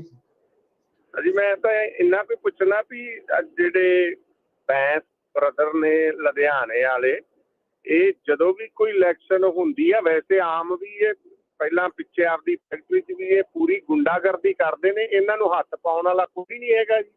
ਹੁਣ ਵੀ ਕੱਲ ਵੀ ਰਾਤੀ ਵੀ ਗੋਲੀਆਂ ਜਿਵੇਂ ਚੱਲੀਆਂ, ਮੈਂ ਵੀਡੀਓ ਦੇਖਦਾ ਸੀਗਾ, ਕਾਰਾਂ ਦੇ ਸ਼ੀਸ਼ੇ ਤੋੜੇ ਤੇ ਉੱਥੇ ਬੈਂਸ ਆਪ ਸੀਗਾ ਮੌਜੂਦ, ਉਹਦਾ ਮੁੰਡਾ ਵੀ ਸੀਗਾ, ਤੇ ਇਹਨਾਂ ਨੂੰ ਕੋਈ ਨਹੀਂ ਉਹਨਾਂ ਨੂੰ ਪੁੱਛਦਾ ਜੀ। ਜੀ ਕੱਟਿਓ ਨਾ ਇੱਕ ਮਿੰਟ ਸੁਣ ਲੈਣ ਜੀ। 307 ਦਾ ਪਰਚਾ ਦਰਜ ਹੋ ਗਿਆ ਜੀ ਇਰਾਦਾ ਕਤਲ ਦਾ। ਉਹਦੇ ਵਿੱਚ ਬੈਂਸ ਦੇ ਮੁੰਡੇ ਦਾ ਨਾਮ ਵੀ ਜਿਹੜਾ ਉਹ ਸ਼ਾਮਲ ਹੈ। ਦੇਖੋ ਉਹਨਾਂ ਦੀ ਅਪਰੋਚ ਹੈ, ਤੇ ਜੇ ਅਪਰੋਚ ਨਾ ਹੋਵੇ ਤੇ ਤੁਸੀਂ ਕਹਿ ਸਕਦੇ ਹੋ ਕਿ ਫਿਰ ਜਿਵੇਂ ਹਾਈ ਕੋਰਟ ਤੱਕ, ਸੁਪਰੀਮ ਕੋਰਟ ਤੱਕ ਮਾਮਲਾ ਜਿਹੜਾ ਉਹ ਚਲੇ ਗਿਆ ਜਬਰ ਜਨਾਹ ਵਾਲਾ, ਆਮ ਬੰਦੇ ਦਾ ਥੋੜੀ ਹੋ ਸਕਦਾ ਸੀਗਾ ਕਿ ਜੇ ਆਮ ਬੰਦੇ ਦੇ ਉੱਤੇ ਕੋਈ ਮਾਮਲਾ ਹੋਵੇ ਤੇ ਉਹ ਏਦਾਂ ਜਿਹੜਾ ਉਹ ਤੁਰਿਆ ਫਿਰੇ। ਤੋ ਇਸ ਕਰਕੇ ਇਹ ਬੜਾ ਜਿਹੜਾ ਜੀ ਹੁਣੇ ਮੈਂ ਜਿਹੜੀ ਗੱਲ ਕਰਕੇ ਹਟਿਆ ਕਿ ਕਾਨੂੰਨ ਜਿਹੜਾ ਉਹ ਸਾਰਿਆਂ ਦੇ ਵਾਸਤੇ ਇੱਕੋ ਜਿਹਾ ਨਹੀਂ ਗਾ। ਜੇ ਤੁਸੀਂ ਉਹਨਾਂ ਦਾ ਪਿਛੋਕੜ ਦੇਖੋ ਤਾਂ ਉਹ ਨਿਕਲੇ ਹੀ ਇਸ ਚੀਜ਼ ਦੇ ਵਿੱਚੋਂ ਨਹੀਂ, ਭਾਵ ਕਿ ਉਹਨਾਂ ਦੀ ਪਾਰਟੀ ਉੱਪਰ ਜਿਹੜੀ ਆਈ ਆ ਉਹ ਆਈ ਹੀ ਇਹੋ ਜਿਹੀਆਂ ਕਾਰਵਾਈਆਂ ਦੇ ਵਿੱਚੋਂ ਆ। ਅੱਜ ਭਾਵੇਂ ਉਹ ਜੋ ਮਰਜ਼ੀ ਕਹੀ ਜਾਣ। ਜੀ ਜੀ। ਅਗਲੇ ਕਾਲਰ ਨੇ ਜੀ ਸੁਰਿੰਦਰ ਸਿੰਘ ਸ਼ੇਰਗਿੱਲ। ਹਾਂਜੀ, USA ਪਰੇਡੂ ਦੇ ਟੱਬਰ ਨੂੰ ਸਾਰਿਆਂ ਨੂੰ ਸਤਿ ਸ੍ਰੀ ਅਕਾਲ ਜੀ। ਸਤਿ ਸ੍ਰੀ ਅਕਾਲ। ਹਾਂ ਜੀ, ਪੰਨੂ ਸਾਹਿਬ ਜਿੱਦਾਂ ਤੁਸੀਂ ਦੱਸਦੇ ਆ, ਜੇ ਮਤਲਬ ਨਵੀਂ ਪਾਰਟੀ ਨੂੰ ਟਾਈਮ ਦਿੱਤਾ ਜਾਵੇ, ਚਲੋ ਕੁਛ ਨਾ ਵੀ ਕਰਨ, ਇਹਨਾਂ ਨੂੰ ਤਾਂ ਅਕਲ ਆ ਜੂ ਨਾ ਇੱਕ ਵਾਰੀ ਸਾਡੇ ਵਾਲਿਆਂ ਨੂੰ, ਕੀ ਅਸੀਂ ਕੀਤਾ ਇੰਨੇ ਚਿਰ ਪੰਜਾਬ ਦੇ ਵਿੱਚ।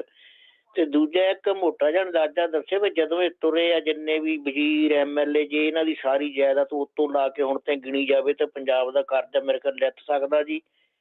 ਤੇ ਦੂਜਾ ਇੱਕ ਹੈਗਾ, ਜੇ ਉਹ ਮੁੰਡਾ ਲੈ ਦਿੰਦਾ ਨਾਂ ਜੀ ਵੀ ਚੰਨੀ ਦਾ ਵਿੱਚ ਆ ਜਾਂਦਾ, ਤੇ ਫਿਰ ਚੰਨੀ ਨੂੰ ਵੀ ਹੱਥ ਪਾ ਸਕਦੀ ED ਜੀ। ਇੰਨਾ ਕੁ ਹੈ ਜੀ। ਥੈਂਕ ਯੂ ਜੀ।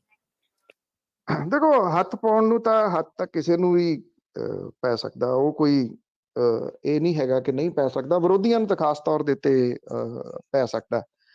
ਤੇ ਹੁਣ ਤੋਂ ਕੁਝ ਸਮੇਂ ਬਾਅਦ ਪਤਾ ਲੱਗ ਜੂਗਾ ਜੀ ਕਿ ਉਹ ਕੀ ਕਹਿੰਦਾ, ਤੇ ਖਾਸ ਤੌਰ ਦੇ ਉੱਤੇ ਜਿਹੜੀ ED ਆ ਉਹ ਕੀ ਪੇਸ਼ ਕਰਦੀ ਆ। ਜੇ ਉਹਦਾ ਅੱਗੋਂ ਹੋਰ ਮਿਲਦਾ ਰਿਮਾਂਡ ਤੇ ਇਹ ਮੁਸ਼ਕਲ ਬਣੂਗੀ ਜੀ, ਮੇਰੀ ਜਾਚੇ ਬਣੂਗੀ ਚਰਨਜੀਤ ਚੰਨੀ ਹੋਰਾਂ ਦੇ ਵਾਸਤੇ। ਜਿਹੜੀ ਪ੍ਰਾਪਰਟੀ ਦੀ ਤੁਸੀਂ ਗੱਲ ਕਰਦੇ ਹੋ ਕਿ ਇਹਨਾਂ ਸਾਰਿਆਂ ਦੀ ਇਕੱਠੀ, ਇੱਕ ਦੀ ਜਿਹੜੀ ਹੈ ਨਾ ਪ੍ਰਾਪਰਟੀ, ਇੱਕ ਪਰਿਵਾਰ ਦੀ ਵੱਡੇ ਦੀ, ਉਹੀ ਫੜ ਲਈ ਜਾਵੇ ਤੇ ਉਹੀ ਵਾਧੂ ਆ ਜੀ, ਬਾਕੀਆਂ ਦੀ ਲੋੜ ਨਹੀਂ। ਜਾਂ ਇਹ ਕਿਹਾ ਜਾਵੇ ਕਿ ਫੜ ਕੇ ਜਿਹੜੇ ਕਿ ਇਹ 10 ਪਰਿਵਾਰ ਨੇ, ਮੰਨ ਲਓ 10 ਨੂੰ ਇਹ ਕਿਹਾ ਜਾਵੇ 10% ਜਿਹੜਾ ਉਹ ਦੇ ਦਿਓ ਹਿੱਸਾ, ਜਿਹੜਾ ਉਹ ਸਿੱਧੇ ਹੋ ਕੇ ਕਰਜ਼ਾ ਤਾਂ ਉਹਦੇ ਨਾਲ ਹੀ ਲੈ ਜਾਣਾ ਪੰਜਾਬ ਦਾ ਜੀ। ਅਗਲੇ ਕਾਲਰ ਨੇ ਸਾਡੇ ਹਰਜੀਤ ਸਿੰਘ। ਹੈਲੋ, ਹਾਂਜੀ, ਸਤਿ ਸ਼੍ਰੀ ਅਕਾਲ ਭੈਣ ਜੀ। ਸਤਿ ਸ਼੍ਰੀ ਅਕਾਲ। ਪੰਨੂ ਸਾਹਿਬ ਸਤਿ ਸ਼੍ਰੀ ਅਕਾਲ ਜੀ। ਸਤਿ ਸ਼੍ਰੀ ਅਕਾਲ ਜੀ। ਸਤਿ ਸ਼੍ਰੀ ਅਕਾਲ।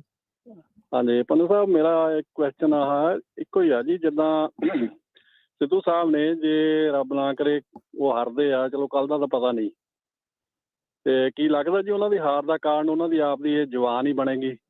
ਜੇ ਹਿਸਾਬ ਨਾਲ ਪੱਤਰਕਾਰਾਂ ਦੇ ਜਵਾਬ ਦਿੰਦੇ ਨੇ, ਇੱਕਦਮ ਕਾਹਲੇ ਪੈ ਜਾਂਦੇ ਆ, ਕਿਸੇ ਠਰਮੇ ਦੇ ਨਾਲ ਉਹ ਗੱਲ ਨਹੀਂ ਕਰਦੇ, ਨਾ ਸੁਣਦੇ ਆ। ਮੈਂ ਉਹ ਪਿੱਛੇ ਜੇ ਉਹਨਾਂ ਦੀ ਇੱਕ ਇੰਟਰਵਿਊ ਸੁਣਦਾ ਸੀਗਾ, ਸਕਾਈ ਨਿਊਜ਼ ਦਾ ਜਰਨਲਿਸਟ ਸੀ, ਉਹਨਾਂ ਦੇ ਉਹਨੇ ਇਸ ਤਰੀਕੇ ਨਾਲ ਬੇਹੁਦਰੇ ਤਰੀਕੇ ਨਾਲ ਜਵਾਬ ਦਿੱਤੇ ਵੀ ਉਹ ਪਤਾ ਨਹੀਂ ਕਿਸ ਤਰ੍ਹਾਂ ਉਹ ਬਰਦਾਸ਼ਤ ਮੂਹਰੇ ਕਰ ਗਏ। ਤੇ ਬਸ ਇਹੀ ਅਸੀਂ ਇਹਦੇ ਬਾਰੇ ਮੈਂ ਪੁੱਛਣਾ ਸੀ ਵੀ ਉਹ ਇਸ ਤਰ੍ਹਾਂ ਕਿਉਂ ਇੰਨੇ ਜਲਦੀ ਕਾਹਲੇ ਪੈ ਜਾਂਦੇ ਆ, ਠਰਮੇ ਨਾਲ ਕੋਈ ਜਵਾਬ ਨਹੀਂ ਦਿੰਦੇ। ਥੈਂਕ ਯੂ ਜੀ। ਥੈਂਕ ਯੂ ਜੀ। ਦੇਖੋ ਇਹ ਗੱਲ ਇਸ ਪਲੇਟਫਾਰਮ ਦੇ ਉੱਤੇ ਮੈਂ ਕਈ ਵਾਰੀ ਇਹ ਕਹੀ ਆ। ਸਵਾਲ ਇਹ ਆ ਕਿ ਉਹਨਾਂ ਦੇ ਜਿਹੜੇ ਸਲਾਹਕਾਰ ਨੇ ਨੇੜੇ ਤੇੜੇ, ਉਹ ਵੀ ਸਿਆਣੇ ਨਹੀਂ ਹੈਗੇ ਜੀ। ਇੱਕ ਦੋ ਹੈਗੇ ਨੇ, ਉਹ ਸਾਰਾ ਦਿਨ ਪੱਤਰਕਾਰਾਂ ਦੇ ਗਰੁੱਪ ਦੇ ਵਿੱਚ ਜਦੋਂ ਕੋਈ ਕਿਸੇ ਨੇ ਸਿੱਧੂ ਸਾਹਿਬ ਦੇ ਬਾਰੇ ਦੇ ਵਿੱਚ ਕੋਈ ਗੱਲ ਕਹੀ, ਉਹ ਉਹਨਾਂ ਨੂੰ ਗਾਲਾਂ ਤੱਕ ਕੱਢਣ ਲੱਗ ਜਾਂਦੇ ਆ। ਸੋਸ਼ਲ ਮੀਡੀਆ ਦੇ ਉੱਤੇ ਗਾਲਾਂ ਵਾਲੀ ਭਾਸ਼ਾ ਜਿਹੜੀ ਉਹ ਵਰਤਦੇ ਆ। ਸਿੱਧੂ ਸਾਹਿਬ ਨੂੰ ਉਹਨਾਂ ਨੇ ਦੱਸਿਆ ਹੀ ਨਹੀਂ ਕਿ ਤੂੰ ਤੜਕ ਕਰਕੇ ਗੱਲ ਨਹੀਂ ਕਰੀਦੀ, ਚਾਹੇ ਤੁਹਾਡੇ ਤੋਂ ਛੋਟਾ ਹੀ ਕਿਉਂ ਨਾ ਹੋਵੇ ਬੰਦਾ। ਜਦੋਂ ਤੁਸੀਂ ਕੈਮਰੇ ਦੇ ਉੱਤੇ ਗੱਲ ਕਰ ਰਹੇ ਹੋ ਤੇ ਫਿਰ ਤੁਸੀਂ ਇੱਕ ਜ਼ਿੰਮੇਵਾਰ ਵਿਅਕਤੀ ਦੇ ਵਜੋਂ ਜਿਹੜਾ ਪੇਸ਼ ਆਉਣਾ। ਚਰਨਜੀਤ ਸਿੰਘ ਚੰਨੀ ਹੋਰਾਂ ਨੇ ਬਿਲਕੁਲ ਦੂਜਾ ਤਰੀਕਾ ਅਪਣਾਇਆ, ਉਹ ਵਿਚਾਰੇ ਬਣ ਕੇ ਸਾਰਾ ਕੁਝ ਲੈ ਗਏ।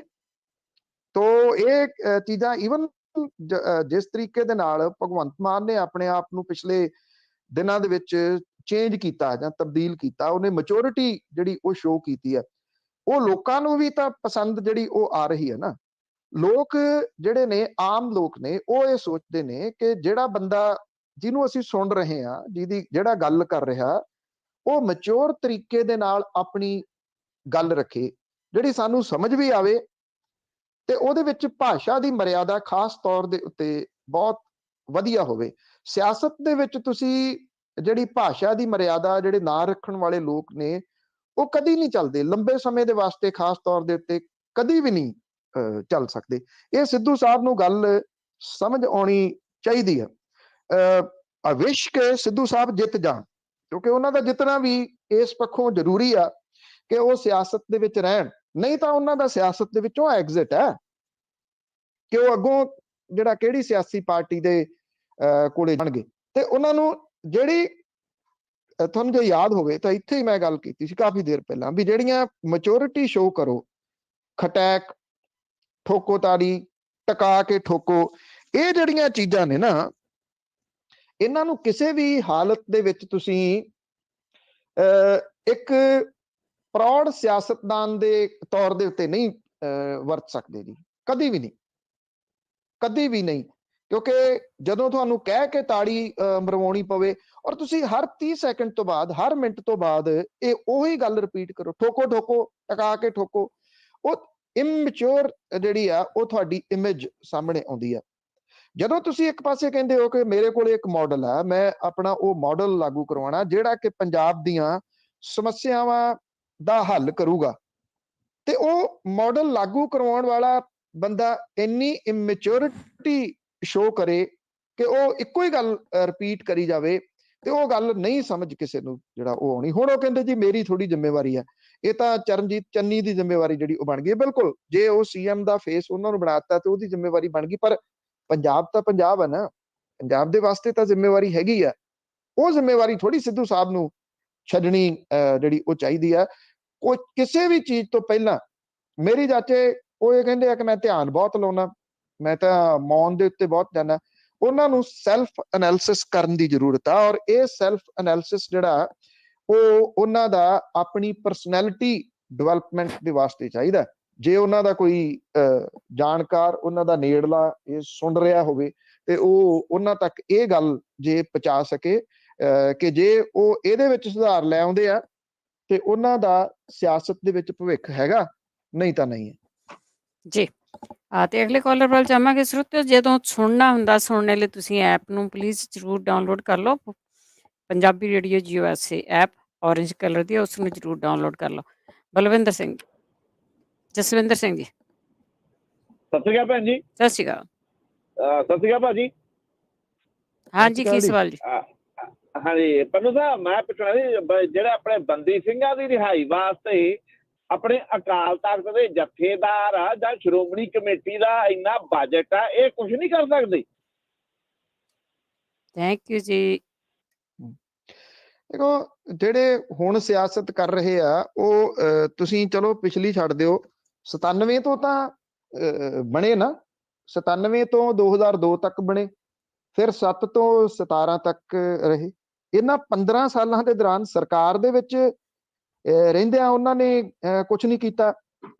ਹੁਣ ਉਹਨਾਂ ਨੇ ਜਿਹੜਾ ਉਹ ਕੀ ਕਰਨਾ, ਉਹਨਾਂ ਦੀ ਇਸ ਮਾਮਲੇ ਦੇ ਉੱਤੇ ਸੁਹਿਰਦਤਾ ਇੱਥੋਂ ਦੇਖ ਸਕਦੇ ਹੋ ਕਿ ਪ੍ਰੋਫੈਸਰ ਦਵਿੰਦਰਪਾਲ ਸਿੰਘ ਭੁੱਲਰ ਵਾਲੇ ਮਾਮਲੇ ਦੇ ਉੱਤੇ ਤਾਂ ਉਹ ਇਹ ਕਹਿ ਰਹੇ ਆ ਕਿ ਉਹ ਰਿਹਾਈ ਉਹਨਾਂ ਦੀ ਹੋਣੀ ਚਾਹੀਦੀ, ਪਰ ਇਹ ਕਿਉਂ ਨਹੀਂ ਦੱਸਦੇ ਕਿ ਪ੍ਰੋਫੈਸਰ ਸਾਹਿਬ ਦੇ ਪਰਿਵਾਰ ਜਿਹੜਾ ਸੀਗਾ ਉਹਦੇ ਅਜਾੜੇ ਦਾ ਕਾਰਨ ਜਿਹੜਾ ਪੁਲਿਸ ਆਫੀਸਰ ਬਣਿਆ, ਉਹਨੂੰ DGP ਦੇ ਅਹੁਦੇ ਤੱਕ ਕੌਣ ਲੈ ਕੇ ਗਿਆ?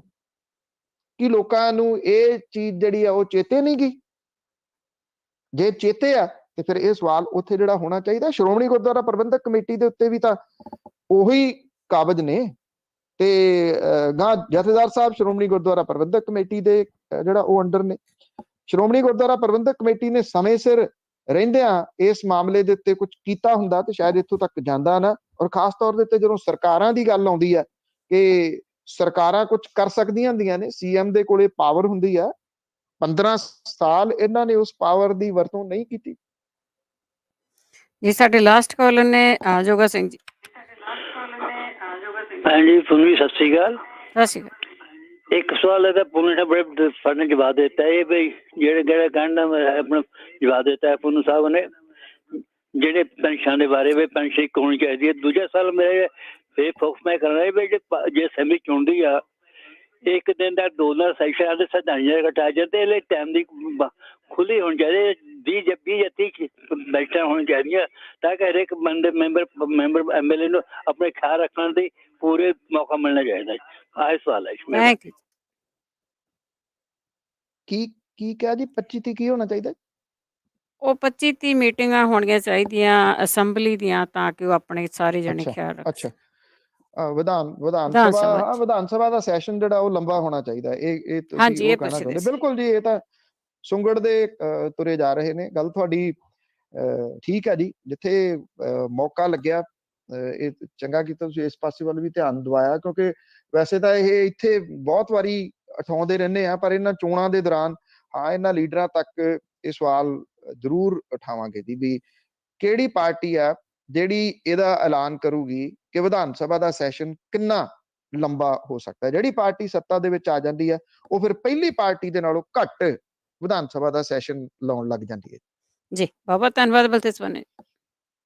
ਮਿਹਰਬਾਨੀ ਜੀ, ਧੰਨਵਾਦ ਜੀ, ਸਤਿ ਸਤਿ ਸ਼੍ਰੀ ਅਕਾਲ ਜੀ। ਤੇ ਸਰੋਤੇ ਸਨ ਬਲਤੇਜ ਬੰਨੇ ਜੋ ਸਾਡੇ ਨੇ ਜੁੜਦੇ ਨੇ ਕਰਦੇ ਨੇ ਖਬਰ। ਇਸੇ ਦੇ ਨਾਲ ਸਾਡਾ ਅੱਜ ਦਾ ਬੁਲੇਟਿਨ ਇੱਥੇ ਸਮਾਪਤ। ਬਲਵਿੰਦਰ ਕੌਰ ਵੱਲੋਂ ਆਪ ਸਭ ਨੂੰ ਹੀ ਸਤਿ ਸ਼੍ਰੀ ਅਕਾਲ।